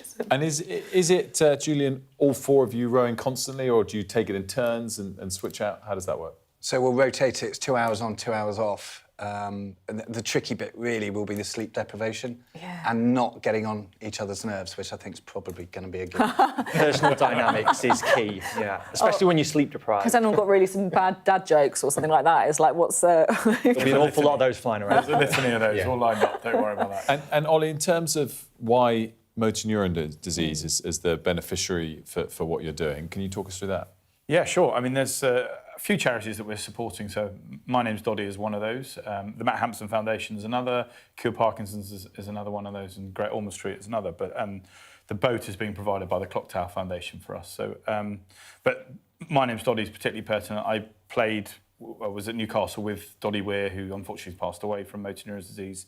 I played against and alongside a guy called Ed Slater, who's suffering at the moment, and Lewis Moody, who's a good friend of quite a few of us here, who recently announced his diagnosis 3-4 weeks ago. So it sort of strikes home a bit stronger now because of that. And so if we can go out and raise as much awareness and as many funds as we can for MND and for awareness around that, then that'd be a great success and a great legacy from the row. Yeah, it was lovely to see the kind of tributes and the kind of good luck messages as well. I imagine that's going to help when you're... We've had a few. We've had a few more others that probably can't be aired on TV as well. But I mean, that's part of it. Like, how do you build this community, this sense of community that comes with us as we cross the ocean? That's going to be super important as we take part in the world's toughest row. And talk to us, Stuart, about the sort of timeline. I mean, 45 days is is the target? Is it something that could slip significantly? Does the weather make a massive... The weather makes a huge difference. I mean, world record sort of times is like sub 30 days if you've got a really following sea the whole way across.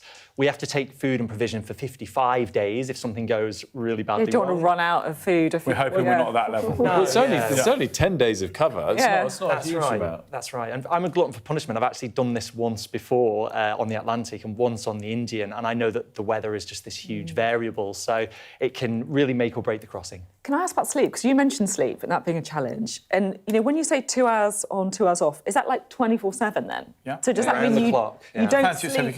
Fancy giving it a go? Yeah, that sounds great, really easy, fine. So what, you must be sleeping for like, what, just 90-minute increments tops, really. At best. At best, yeah. At best, 90 minutes at best. And as you get further towards Antigua, it gets hotter. You know, you're talking like 35, 40 degrees, so you're not going to get that much sleep sweating away. We showed a bit of a video of you, Ollie. So I guess as you get closer to Antigua and it gets hotter, you'll loosen the bow tie. You were doing it in the tuxedo the whole way? Yeah. we actually were given permission by the London Port Authority to row up the Thames as a bit of a showcase. And we decided to do it in bow ties, black tie. We got some funny looks as we went in front of MI5, but you know, obviously 4 James Bonds going past. Yeah. That's not the boat. That wasn't my first thought, but that is the boat. That is Shaka CC, yeah. That is tiny, and that is what you're spending 45 days on that. But I'm sorry, my mind is blown by this. Yeah. There's our toilet actually in the background. The little grey bucket is the loo. So you'd be delighted with that one, won't you? So you'd be really excited about that too. I think, though, you know, the important element is, or not to be forgotten, is we are, rowing for various different charities. So Matt Hampson, for example, is quadriplegic, can only move his head. And, you know, we often use the line, pain is pleasure. So it will be uncomfortable, but ultimately, you know that what we're doing, hopefully, will raise money for good causes. That's the mission. Right. It's a real privilege, actually, to be able to do something like this. You guys are setting off on the 12th of December, so please join us when it's done, or maybe even during it. I don't know if you've got communication. Check in. We've got dial in. So we could dial in if you were up for it. We could dial in and do a check-in. Make sure we are still sane. We are still liking each other. We can fill you on the food situation, Sophie. The whole works. Please do, gents. It's a real pleasure to have you on. Good luck with it, and a great course. Tom, Ollie, Julian, Stuart. Thanks so much for joining us. Great. Thank you. Honours.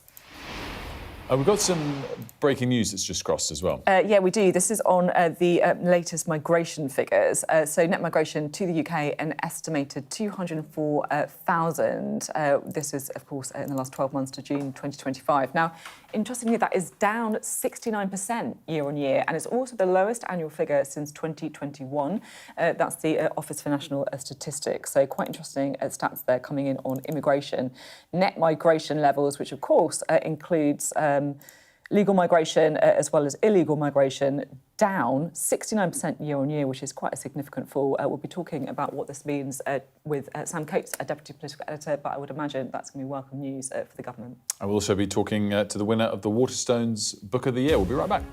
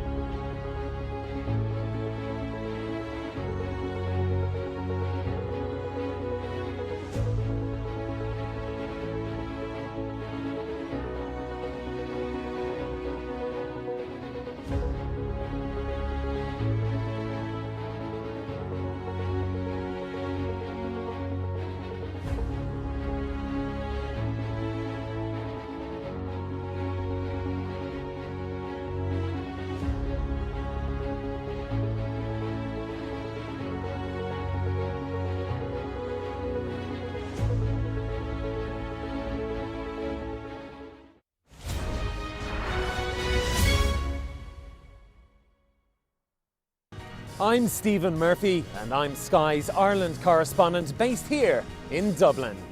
The waters of Ireland and Britain should be home to great white sharks. If there are great white sharks in this area, there's no reason they wouldn't come here to feed. It's basically a buffet on a beach. This could be not only a record-breaking storm, but potentially the most dangerous storm ever to hit Ireland.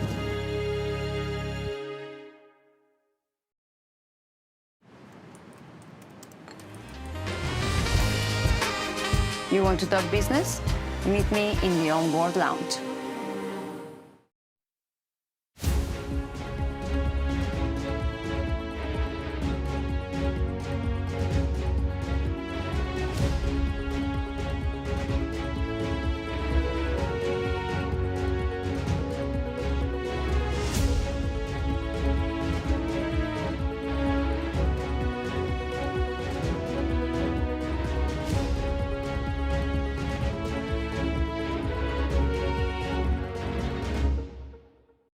Flying minutes, fly better. Thank you. Welcome back. The Waterstones Book of the Year 2025 has been announced this morning, and delighted to say that the winner joins us now, Lucy Steeds. Congratulations, Lucy. Great to see you. And it's your first book, the first book you've written, right? I mean, congratulations. This is quite exciting. Talk to us about it. Thank you. Yes, it's quite an extraordinary thing to happen with your first try. So I feel very honoured that this has happened. And writing is it's a very solitary pursuit. I think a lot of people say lonely. I don't find it lonely, but it is solitary. And it's a thing that you do, for many, many hours alone behind a desk. And then for there to be this moment where your book finds its readers and you can really see this tangible evidence of that. Yeah. It's so special. And yeah, this award is it's a wonderful one because it's chosen by the booksellers at Waterstones. And it's extra special because it just means it's the book that booksellers want to press into people's hands and they want to share it. So yeah, I love that because they have the little recommendations in Waterstones, which is great. And also, the thing that I love about independent bookshops as well is when you go in there and you get these really passionate members of staff who are like, read this book. And that's what they've been saying about your book, which is so nice. And I found so many of my favourite books that way, and now they've doing that with mine. And tell us a bit about the book. So it's called The Artist, and what's the sort of premise around it? So it's a story set in 1920 in the south of France, and it's really a hot summer book. The whole story just takes place over one very hot, sticky summer. And it's about these three people in this one house. So it's this house of this reclusive painter, and he lives there. And then this journalist comes to write a piece about him. So these two people in this house, but then there's a third person, and she's a woman called Etty, and the book is really just uncovering who this person is. So you've got these three people sort of circling each other within this house over this hot summer where the temperature increases, and by the end, everyone's secrets have been revealed. How is the journalist? Journalists are always the baddies in books, I noticed. No, are we the baddies? No, you're the investigative, interrogative force. This is good. I like that. That's nice. Are we always the baddies in books? Yeah, pretty much. Well, often, I think. Yeah, not always. You're there uncovering all the secrets. It's a very I feel like important it's worse and worse becoming the baddies in real life. It's true, also true. But we'll take anything positive, fake or real. In terms of going back to Sophie's first point, that it's your first novel to win such an award. Obviously, that's overwhelmingly positive. Does it put a bit of pressure on? I guess I asked from the publisher's perspective or the people you work with. Is there now a real pressure on you to produce another book quickly or not? I think speed is never the thing to aim for. If anything, it's incredibly encouraging because it means that something that was, very private that just existed in my head has really struck a chord with other people's hearts and minds. So I just take it as a very galvanizing experience. Can I ask you about reading? Because there's been a lot of focus recently on the fact that no one's reading anymore, that kids in particular are reading less and looking at phones instead or screens instead, and that reading as a kind of pleasure pursuit is falling away.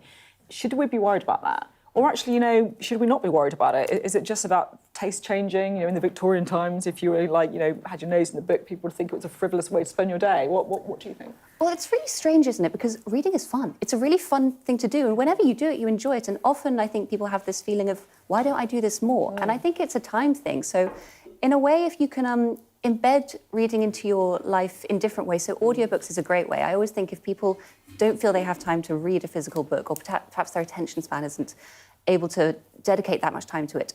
You can listen to an audiobook while you're walking around, while you're, cleaning the house. You can do it so many different ways. So I think by widening the concept of what counts as reading is really important, but also just treat it as like a moment for yourself. Just, taking time for that private moment. There's something about, the fact of reading as well. Like, even if I'm watching a TV programme, I kind of end up doing that whole awful second screen thing where I've got my phone out as well. But reading, you're forced to just focus and take your mind somewhere else. Yes. I find it quite meditative almost, right? Like, and having a physical book as well, it's quite meditative just to have it turning the pages as well.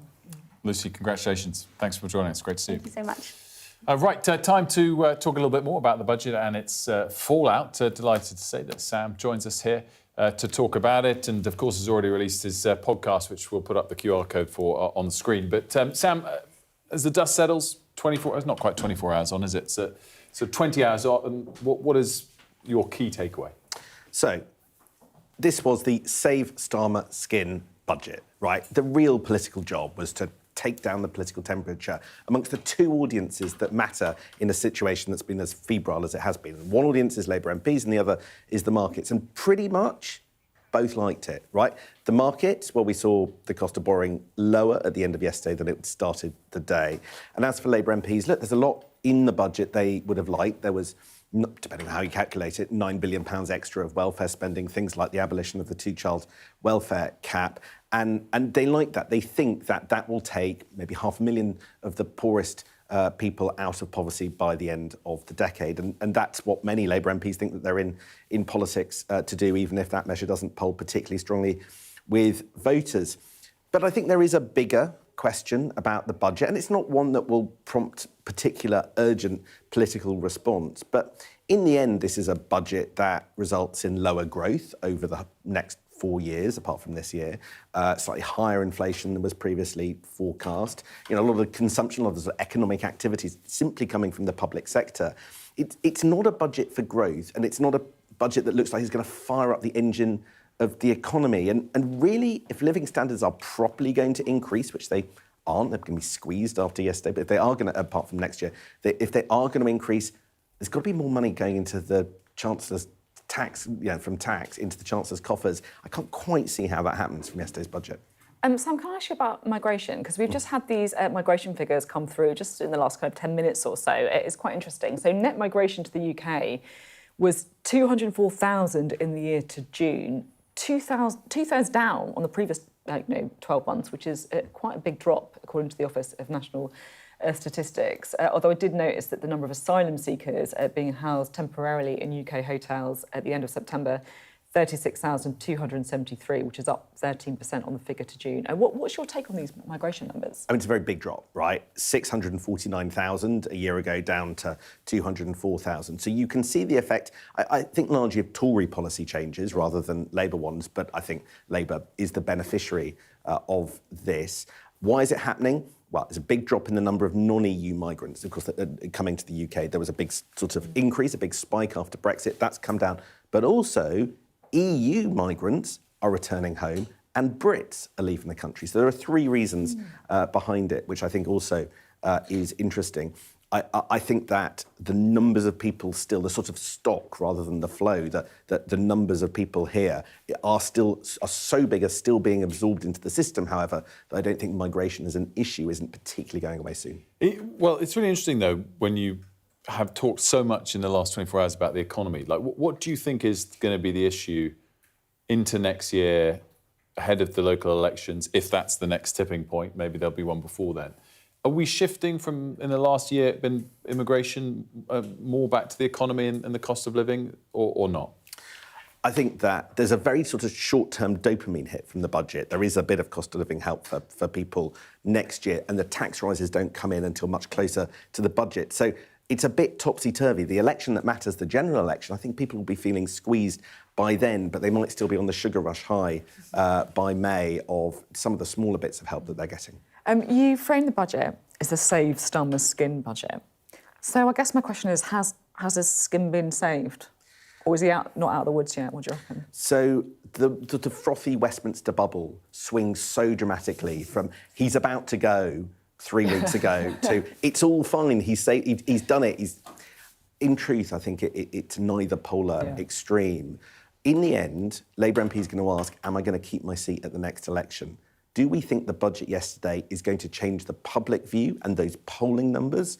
Well, I'll be back on Tuesday morning to tell you exactly whether that's the case. So when the YouGov stuff comes out then, right, we'll look forward to that one. Get that date in your diary. We'll find out a bit more on how that's going. Sam, great stuff as always. Thanks so much. And that QR code has been on Screen Politics. It's Sam and Anne's drops every morning.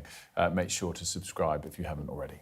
Now, this is a story that we love on this programme. So a parking inspector and his wife have been arrested, and they've been arrested on suspicion of embezzling more than €1 million by taking coins out of parking meters. And we don't endorse crime, but I kind of have a little bit of respect for this. Over a long period of time, individual coins, one by one, and the unnamed man from a small town in Germany is thought to have taken coins on, well, numerous occasions. Yeah, if he's got certainly. $1 million, it's a lot of numerous. many occasions, and placed them into different bank accounts that his wife was the beneficiary of. It all started back in October when the Kempton Public Prosecutor's Office was told that cash was repeatedly being deposited into several bank accounts. The couple faced charges relating to 720 alleged incidents. I just want to know, like, how many coins? How many coins? That's a lot of coins. Also, how many places still have coin meters? I quite like that. Yeah. I mean, it's always quite good. You have to download the app and work out this or that. Is that a bit of a Luddite thing to say? No, I don't think so. I think a lot of people probably agree with you, to be honest, on the kind of cashless society, right? Yeah, I mean, only on the parking thing, I think, when it's just quick. You just want to quickly whack. Having said that, I'm not sure I have any coins left. I'd have to go and find these chaps and borrow one of their many that they've accumulated on numerous occasions. We're going to touch, as we wrap up a little bit, on the football. And it's been a tough run for Liverpool. They're beaten at home 4-1 by PSV Eindhoven in the Champions League. It's the first time since 1992 that they've let in 3 or more goals in consecutive matches. It's their 9th loss in their last 12 matches and their worst run over a 12-game spell in 71 years. That's sort of selective statistics, but in general, they started the season brilliantly, having been champions last year in the Premier League, and it's really tailed off. Yeah, you've got to think about pressure on the manager, I think. Despite the incredible run they've had, he made a good start, obviously, but it really is looking like something is going on there, doesn't it? No such problems, though, for Arsenal, who made it 5 wins out of 5, with what's probably been their most impressive Champions League win of the season. So they ended Bayern Munich's 100% record with a 3-1 victory. Pretty emphatic to move 3 points clear at the top of the league stage. Gabriel Martinelli completed the scoring. It's been a long couple of days. I'm sorry, I'm losing the power of speech here. What I'm pleased about asking this, not just because Arsenal won, is it's reminded me to make sure I do my fantasy league for the Premier League weekend. Which Sophie's definitely. The question's been asked, and Sophie's a winner. For some reason, I feel like I'm going to get it right this weekend. For the first time yet, Sophie's completely annihilated me so far. Not for the first time, I have to say. There's not many things that I will blow my own trumpet about, but my record on fantasy football is one of them. If you, I'm interested. If you're kind of fantasy football fan, let me know, because this is my version of nerding out, I have to say. Yeah. But anyway, also with the budget, of course, lots of more analysis to come about what Rachel Reeves was doing there. We're going to have an awful lot more, of course, of analysis throughout the day. It's that classic day 2 when we've got the sums, we've got the impact statements, and we're trying to work out exactly the impact of the budget with an awful lot of tax rises and that big boost of spending as well. We'll be hearing from the Prime Minister, Keir Starmer, later today as well. We heard from Rachel Reeves on the programme, but what does Keir Starmer have to make of it? The budget that Sam Cates referred to as a Save Starmer's Skin budget.